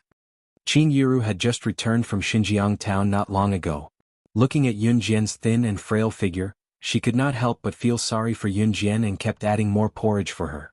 Qin Fangfang's situation had temporarily stabilized, but she still needed some time to deal with the divorce. These days, Qin Yiru had been by Qin Fangfang's side. Qin Fangfang's hurt heart had been greatly relieved. Mom, I've been eating well recently. After finishing the porridge, Yun Jian stood up and picked up the backpack hanging on the back of the chair. She carried it on one shoulder. Mom, I'm leaving now, Yun Jian said to Qin Yiru before taking the bus to Min City. Hey, walk slowly. Qin Yiru shouted behind Yun Jian. It was already the middle of October and the temperature was dropping gradually. Many people still insisted on wearing short-sleeved shirts and shorts. As the temperature dropped, the sun was still scorching during the day, but when the autumn breeze came at night, one would still be wearing short-sleeved shirts and shorts. Those who could hold on were talents. It was a little chilly in the morning but the air was fresh. Yun Jian wore a pair of shorts and a short-sleeved top. Her high ponytail made her look spirited. Seeing that her classmates had already dismissed their classes and Yun Jian had only rushed back to school the day after, classes were still going on as usual. Seeing that Yun Jian was back, Lin Wan, who had not seen Yun Jian for a month, sprung up from her seat and rushed over to hug her. Mu Ying, who was beside her, beamed at Yun Jian as well. She's back in less than a month. She must have been eliminated by the selection. Hee hee, but that's to be expected. Lin Shuya, who had always been at odds with Yun Jian, shrugged her shoulders and smiled coldly at Yun Jian. The girls around who were helping Lin Shuya immediately agreed. You guys. Lin Wan was about to reply for Yun Jian with a sullen face. A few excited voices came from the entrance. Yun Jian. You're back. Someone said that they saw you enter our school but we didn't believe it. You're really back. Some of the boys and girls in Yun Jian's class were excited when they heard the excited voices ringing from the entrance. It's the members of Team Monarch. They must be here for Team Monarch's General/ing God. While the crowd was engaged in a heated discussion, the 6 of them led by Chu Ning and Chu Xiangnan walked in through the main entrance. How was it? Yun Jian, you must have gotten a place to go to the hunting academy, right?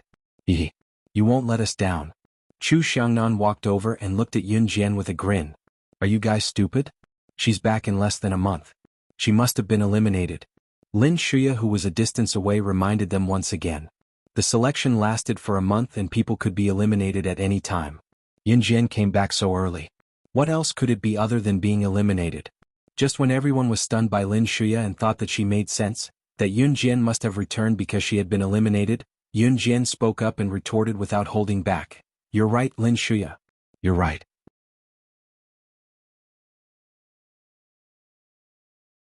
Chapter 1658. Yun Jian's words rang out abruptly and reached the ears of every student in the class, stirring up a storm. After all, representing Z country to further their studies in a hunting school was something that every student present could only imagine. At least for now, it was something that was out of their reach. But what about Yun Jian? Did Yun Jian really get a place in such an unattainable thing? Of course, that was not the main point. The main point was that Yun Jian actually got first place. What kind of place was the selection arena? The people who went were the most famous special forces soldiers in the country. Yun Jian was still inexperienced. She was just a student from Min City's military school. Like everyone else, she was just an ordinary student. But she got first place in the selection arena? If Yun Jian barely made it into the top 20, the crowd would not be as shocked as they were now. However, the scary thing was that Yun Jian actually got first place in the selection arena? That was a lie, right? Yun Jian, don't try to lie to us. It hasn't even been a month since you went to the selection arena. You got first place?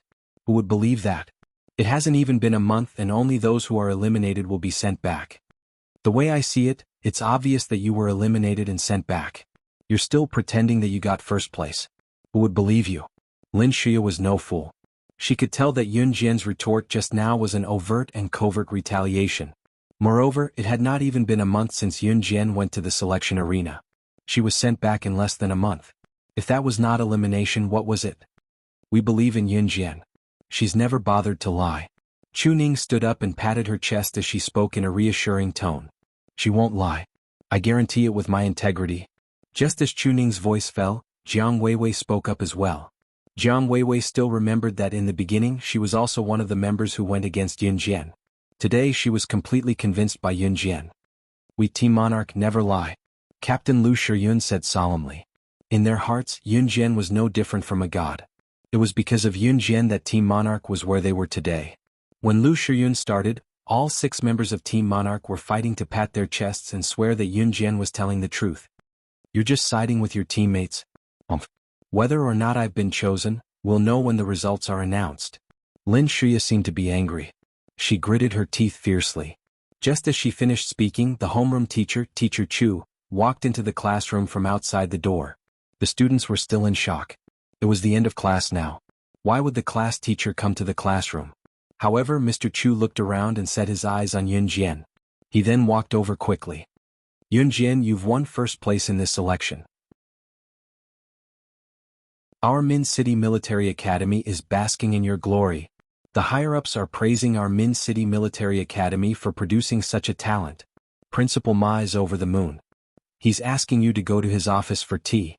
Teacher Chu spoke to Yun Jian as he walked. Principal Ma was the principal of Min City Military Academy. Yun Jian's participation in the selection was due to Principal Ma's recommendation. Teacher Chu's words were like a heavy invisible slap on Lin Shuya's face. Lin Shuya's face was as dark as steel from the heavy blow.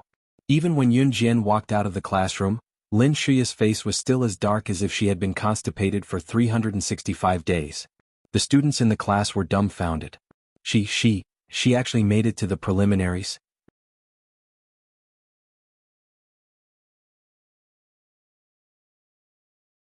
Chapter 1659. The students in the classroom were still in shock, but Yun Jian had already gone to Principal Ma's office. After receiving Principal Ma's hospitality in his office, they could already go to the cafeteria for lunch when they came out. Yun Jian, you don't know how Lin Shuya looked like she ate shit when she heard Teacher Chu say that you got first place, ha ha ha. After you left, Lin Shuya's face was still dark, and she still hadn't recovered from the shock for a long time. Lin Wan was still talking about how Lin Shuya saw that Yun Jian really got first place, and then Yun Jian was invited to the principal's office for tea by the homeroom teacher, Teacher Chu. Lin Shuya was so shocked that her mouth was wide open, and she couldn't even make a sound, as if she had been constipated for hundreds of days. As she spoke, Lin Wan was still laughing as if she was the one who was venting her anger. Yun Jian only pursed her red lips after hearing that.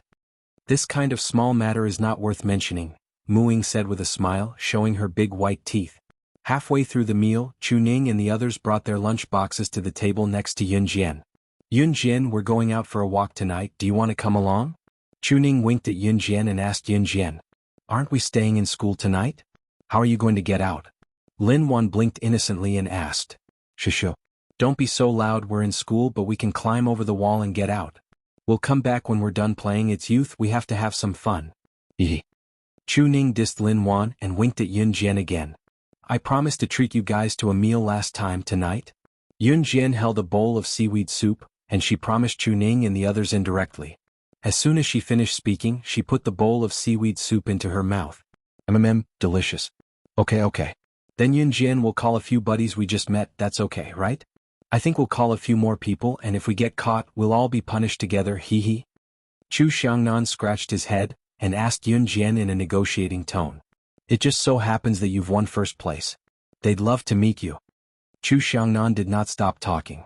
Anything is fine, Yunjian said these two words and continued to take a sip of the seaweed soup. Okay. Chu Xiangnan was overjoyed when he heard that. He nodded and began to finish the food in his lunchbox at lightning speed. After Chuning and her friends left, Lin Wan stared at Yunjian blankly.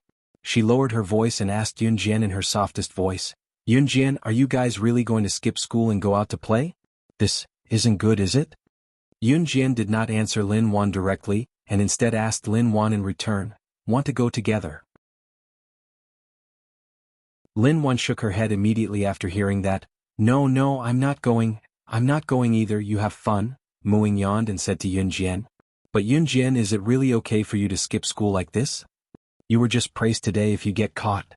Lin Wan was still worried. However, before Lin Wan could finish her sentence, Yunjian's red lips curled up. She pursed her lips, paused for 2 seconds and said, Youth. After that, Yunjian took the lunchbox with one hand and poured the rest of the food. Lin Wan was left behind and she was slightly stunned, but she shook her head in the end, indicating that she did not understand. The agreed time was 10 o'clock, and after the dormitory check, they would gather at the wall of the south gate of the school. Min City Military Academy went to bed early, and the dormitory check was early as well. At around 10 o'clock, the dormitory auntie and uncle were already asleep. Even the girls in Yunjian's dormitory were half asleep.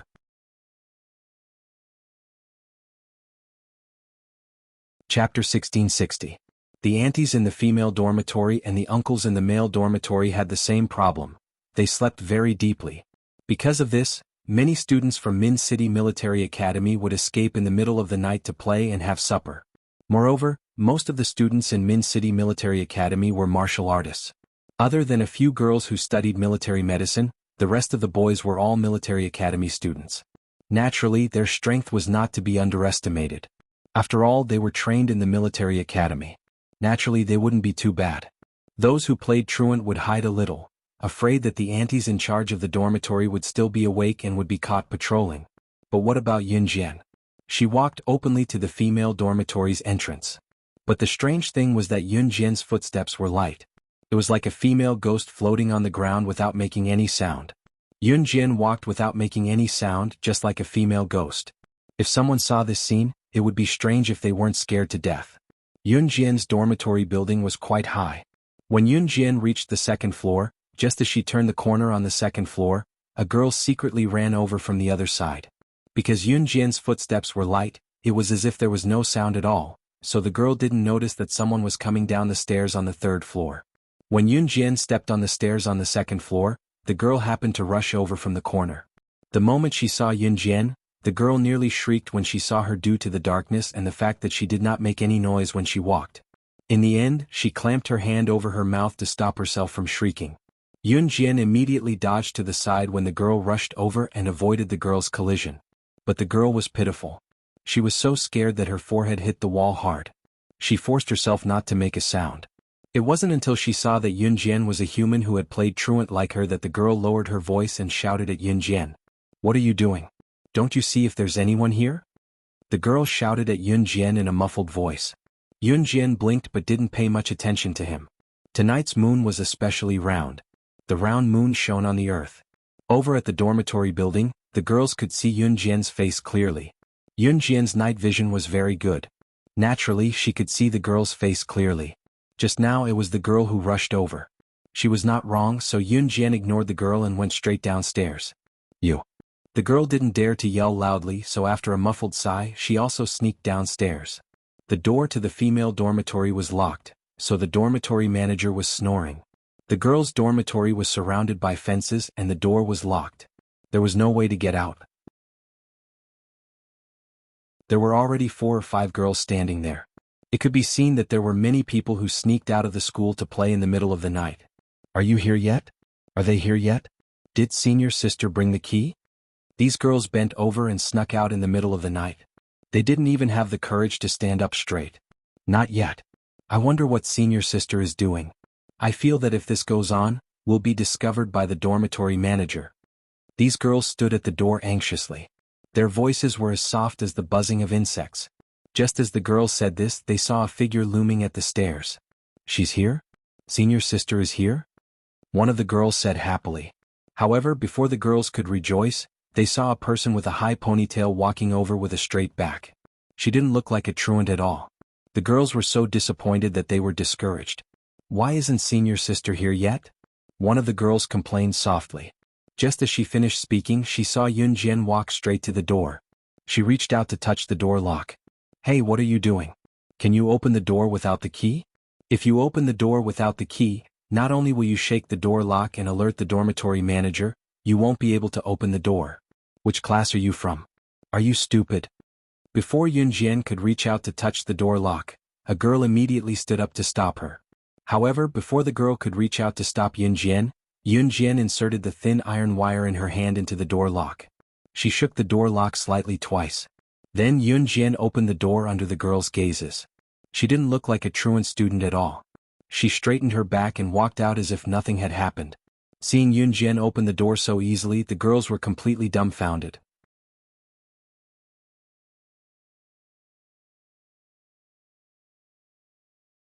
Chapter 1661. Who was she? How could she open the door just by fiddling with the lock without using a key?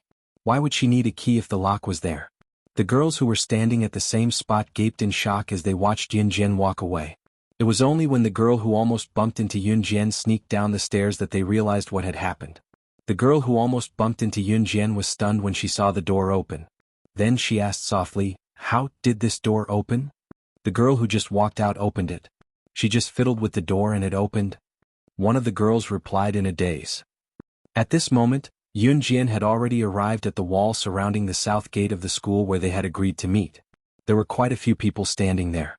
Apart from Chu Ning's group of 6, there were also a few boys and a few girls. It was not hard to tell that a few of the boys were Chu Xiangnan's buddies. As for the girls, they were probably the girlfriends of Chu Xiangnan's buddies. Of course, 1 or 2 of the girls had tagged along to hang out. Min City Military Academy was huge and there were many girls studying military medicine. Therefore, there were 3 female dormitories while there were more than 10 male dormitories. Chu Ning, Jiang Weiwei, and these girls were definitely not in the same dormitory as Yunjian. There were lights near the south wall, so Yunjian could see the faces of the people in front of her clearly when she arrived. There's a beauty here. When Yunjian appeared, one of the boys whistled and looked at Yunjian with a slightly teasing tone. When young boys and girls stood together, the boys would always have a sense of vanity. They would want to show off their most handsome or knowledgeable side in front of everyone. On the other hand, girls loved to show off how they were different from other girls in front of the boys. To put it bluntly, it was to show off their charm. "Xiangnan, you're amazing. How do you know such a beautiful woman?" The guy who had teased Yunjian earlier even snapped his fingers at Chu Xiangnan. Chu Xiangnan smiled awkwardly, but in his heart he was thinking, "Didn't you guys ask to see Yunjian? Xiangnan, is your Team Monarch's Grim Reaper coming or not?" However, she saw the boy poking his head towards the dormitory building. When he saw that it was pitch black, he turned his head and complained impatiently.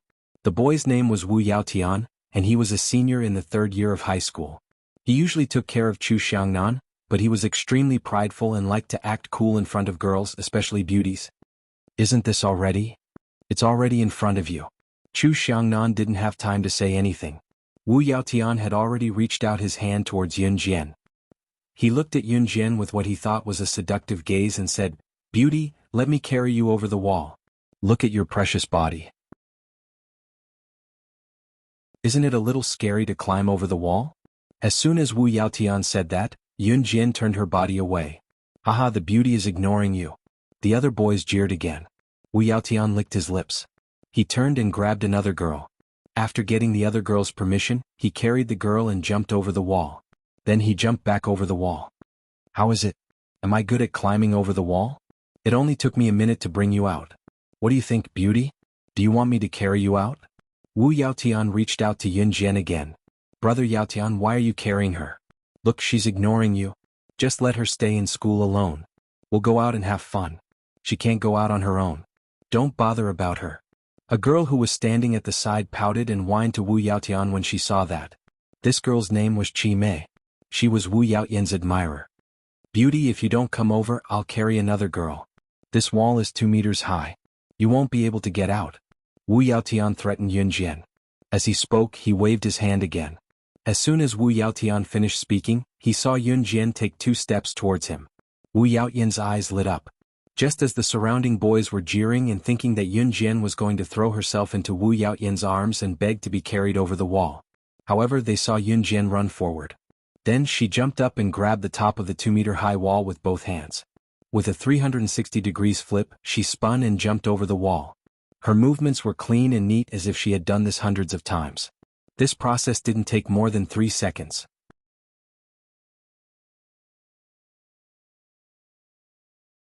Chapter 1662. If Yun Jian was not a martial artist, it was impossible for her to be so nimble with her movements just now. When students from regular schools played truant, even boys would look pathetic when they were climbing over walls. However, if there were girls climbing over walls, the boys would have to look dashing when they did it. They were all students from the military school. Other than Yun Jian, the rest were seniors from the 2nd and 3rd years of high school. They had been training in the military school for 2 to 3 years, so their skills were naturally different from regular people. 4-year 3 seniors like Wu Yaotian climbing over walls was a walk in the park. He was confident that he could do it even if he had to carry a girl over the wall. However, Wu Yaotian and the rest did not expect Yun Jian to be able to climb over the 2-meter-high wall in just 3 seconds. Even the male students who were from the military class of the 3rd year of high school couldn't do such a thing. Xiangnan, how was she so good? Wu Yaotian was dumbfounded. He looked at Chu Xiangnan and was interrupted by Chu Xiangnan. You can't afford to offend her. Chu Xiangnan looked at Wu Yaotian meaningfully but did not reveal Yun Jian's identity. He patted Wu Yaotian's shoulder and walked to the wall with a smile before climbing over it. Chu Xiangnan befriended Wu Yaotian and the rest because they treated him well. However, that did not rule out the fact that Wu Yaotian and the rest liked to show off in front of girls. It was true that most boys liked to show off their abilities in front of girls. After Chu Xiangnan climbed over the wall, the other 5 members of Team Monarch did the same. The other 5 members of Team Monarch ignored Wu Yaotian and the rest. It was obvious that Wu Yaotian and the rest were in cahoots. Fiske, what's there to be proud of? So what if she climbed over the wall? I can do it too. Chi Mei was indignant that Yun Jian had everyone's attention. Recalling how Yun Jian had flipped over the wall just now, she went over to do the same. Chi Mei, you have to be careful. Outside the wall, Yun Jian had been waiting for quite some time. Chu Ning, Chu Xiangnan, Jiang Weiwei, Lu Shiyun, Fang Xiaoran and Hong Fan had been working hard in the military school and their skills had improved tremendously. Yun Jian had taken 3 seconds to climb over the wall while the 6 of them had taken a longer time. However, Yun Jian could sense that they had improved as compared to the past. You've improved, Yun Jian commented with a press of her lips after Chu Ning and the others climbed out of the wall. Haha, of course. Otherwise, you wouldn't have said that we're as dark as charcoal when you saw us last time. Chu Ning went over to put her hands on Yun Jian's shoulders and told Yun Jian with a grin. After that, Chu Ning tilted her head and smiled at Yun Jian. Speaking of which, Yun Jian, this is our first time skipping school to have supper together, isn't it? I can bring you out every day if you want. Chu Xiangnan quickly whispered into Chu Ning's ear when he heard Chu Ning talking to Yun Jian with a smile. Shut up. I'm talking to Yun Jian.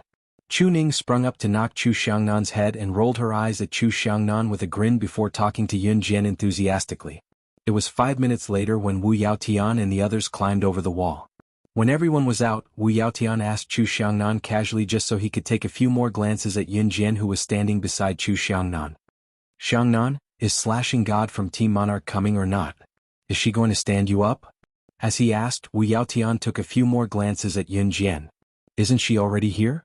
Chu Xiangnan was surprised before he replied. Wu Yaotian and the others were stunned by Chu Xiangnan's words. Wu Yaotian snapped out of it and asked in disbelief, "Where is she? Why don't I see her?" She's Slashing God from Team Monarch. The Slashing God who won first place in this selection, our school's legend. Chu Xiangnan pointed at Yun Jian and told the incredulous Wu Yaotian. Initially, Qi Mei was still unconvinced by Yun Jian while Wu Yaotian and the others only treated Yun Jian as an ordinary girl. Wu Yaotian and the others even thought that she was a student from a military medical course. Now that they heard Chu Xiangnan's words, however, they were completely dumbfounded.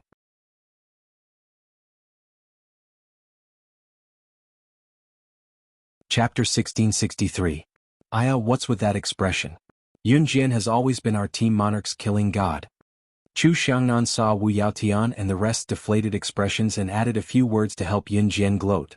Other things aside, as a member of Team Monarch, Chu Xiangnan's favorite thing to do the most was to step in when others looked down on Yun Jian. It was a great feeling. Wu Yaotian and the rest were already stunned, but after hearing what Chu Xiangnan said, they were even more shocked. However, that was not enough as Chu Xiangnan continued to brag about Yun Jian's abilities. Don't judge Yun Jian by her skinny frame. Just look at her skinny arms and legs and you'll see that she has no ability at all. Actually, the reason why Team Monarch is able to achieve what we have today is all because of Yun Jian. You guys don't know this, but the first time we carried out a mission it was very difficult. That mission required us to. Chu Xiangnan stood by the wall and bragged to Wu Yaotian and the rest while pointing at Yun Jian. Wu Yaotian and the rest were stunned by what he said. At the end, Chu Xiangnan started to exaggerate. He pointed at Yun Jian and used exaggerated words to brag about Yun Jian's abilities to Wu Yaotian and the rest. You don't know this, but our mission was to steal an underground gang's secrets. Guess what happened in the end? By the time we got the news, Yun Jian had already killed her way into the gang alone and annihilated the entire gang. She was alone. She had single-handedly annihilated the entire gang. Back then the higher-ups were so shocked. That expression was so wonderful. Chu Xiangnan's words became more and more exaggerated. In the end, Wu Yaotian and the others were so shocked by Chu Xiangnan's words that their jaws dropped and formed an O shape. Especially Wu Yaotian. Just now, Wu Yaotian wanted to use the excuse of carrying Yun Jian over the wall to flirt with Yun Jian. Originally, Wu Yaotian wanted to show off the skills he had learned in the military academy in front of everyone other than to flirt with Yun Jian. He felt that as a student of the Min City Military Academy, his strength was already very impressive. However, after hearing Chu Xiangnan's words, Wu Yaotian felt that it was a joke that he wanted to show off in front of Yun Jian. She was the god of slaughter. It was the killing god who had won first place in the qualifiers not long ago. Those who participated in the selection were the best special forces soldiers in the country. Yun Jian would be facing the best special forces soldiers in the country. Those people were mythical existences. What about Yun Jian? She won first place. Not to mention Yun Jian's battle record of annihilating an entire gang alone. No matter which one it was, in front of Wu Yaotian and the others, they were all out of reach. One could imagine how ugly Wu Yaotian's expression was at that moment. As for Qi Mei, who had said a few bad things about Yun Jian, her expression wasn't any better. So she's the killing god, the legendary killing god. When Wu Yaotian and the others' expressions darkened, one of the guys in their group stood up and said straightforwardly. This guy had a candid personality and his words were forceful. Soon the atmosphere at the scene was heated up again. It's not early anymore. Let's go eat supper and hurry back to school. At this moment, Lu Shiyun, who had been silent all this while, spoke up. As soon as Lu Shiyun finished speaking, everyone agreed, and the group quickly walked to the supper stall. Wu Yaotian and Qi Mei were the only ones who still remembered the unhappiness from before. Qi Mei, in particular, felt an inexplicable rage burning in her eyes as she watched Yun Jian move forward.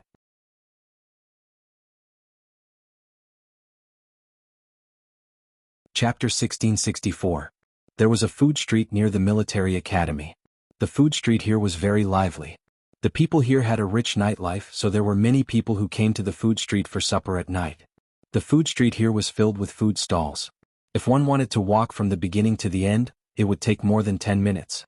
Usually, the students who played truant from the military academy would come to this food street for supper. Yun Jian and the others came here as well. What supper do you all want to eat? The boy who stood up to deal with the awkward atmosphere was called Duanmu. Like his name, Duanmu was a very modest and elegant boy. As soon as everyone arrived, Duanmu swept his gaze over everyone and asked, Let's go eat barbecue skewers, Chuning suddenly suggested.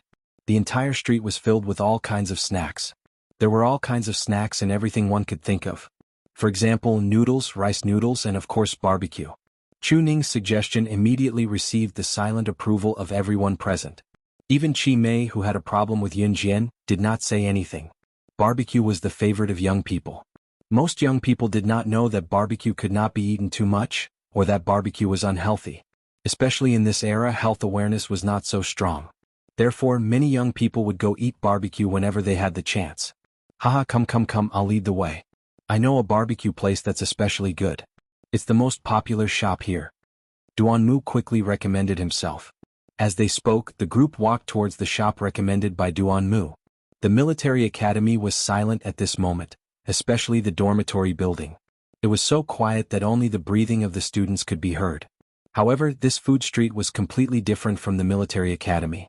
The food street was filled with neon lights. There was a large and bright light bulb hanging above every shop. There were tables and chairs for hawkers scattered in front of the shop. Although the tables and chairs were old and the food street did not look clean, there was a unique flavor to it. There were many tables and chairs in front of the barbecue shop recommended by Duanmu. As soon as they walked in, Duanmu waved at the shop owner and said, "Brother Dong, give us 50 mutton skewers, 30 skewers of roasted gluten, and 10 skewers of roasted leeks. Give us more as you see fit." Obviously, it was not Duanmu's first time here. The owner of this shop was quite young. Judging from his figure, he was about 28 or 29 years old. Hearing Duanmu's words, the boss, who was called Brother Dong, replied, "Okay. I'll roast it for you first. It'll be ready soon." "Thank you, Dongj." Duanmu hurriedly thanked him. However, the group quickly sat down. Because there were many people, for small tables were put together and they sat around them. Yunjian followed the crowd and sat down beside Chuning. After Wu Yaotian found out about Yunjian's identity, although he felt quite awkward, Yunjian was still the idol of the entire Min City Military Academy. Soon, the unhappiness from before was thrown to the back of their minds. Wu Yaotian and the others acted as if they were facing their idol and asked Yunjian one question after another. Wu Yaotian also held back his desire to tease Yunjian. At this moment he was talking to Yunjian purely as if he was talking to his idol. He had long abandoned his improper thoughts about Yunjian. Not long after Yunjian took her seat, a surprised exclamation sounded. It was from a girl who had just walked in from the entrance of the barbecue shop. "It's you? You're the girl who almost bumped into me at the stairs just now." As soon as the girl saw Yunjian, she pointed at Yunjian and exclaimed. Everyone in Yunjian's group immediately turned their gazes over. This girl was the one who almost bumped into Yunjian on the second floor of Yunjian's dormitory building. There were a few other girls standing beside the girl. After the girl who almost bumped into Yunjian spoke up, they pointed at Yunjian and exclaimed, "That's right."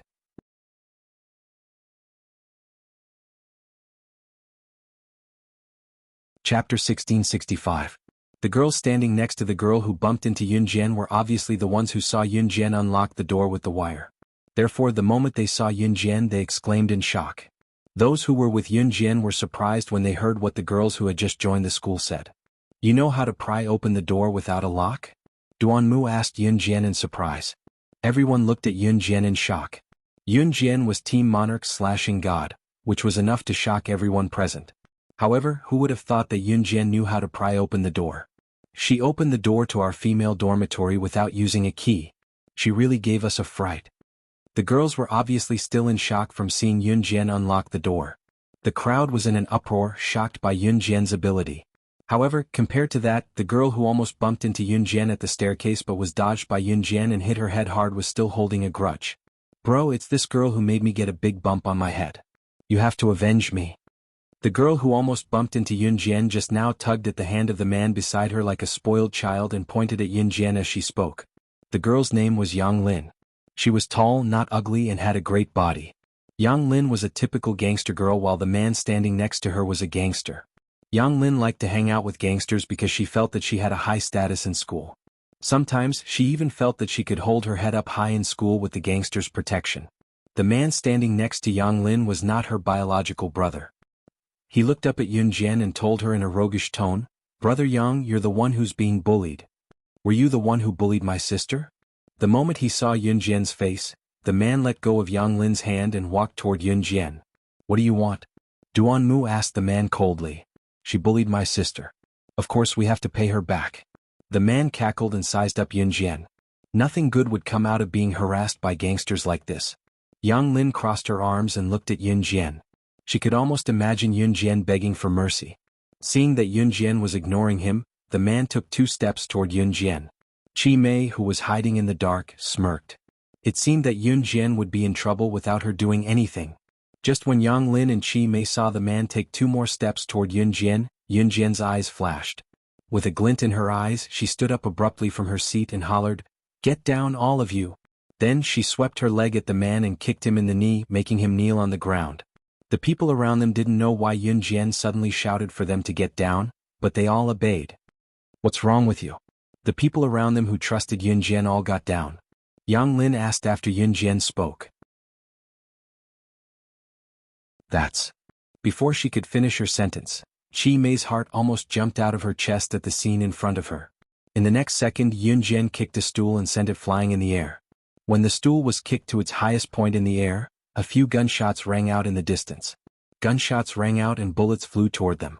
Yun Jian's kick sent the stool flying toward the bullets that were fired out of the blue right in front of everyone's eyes.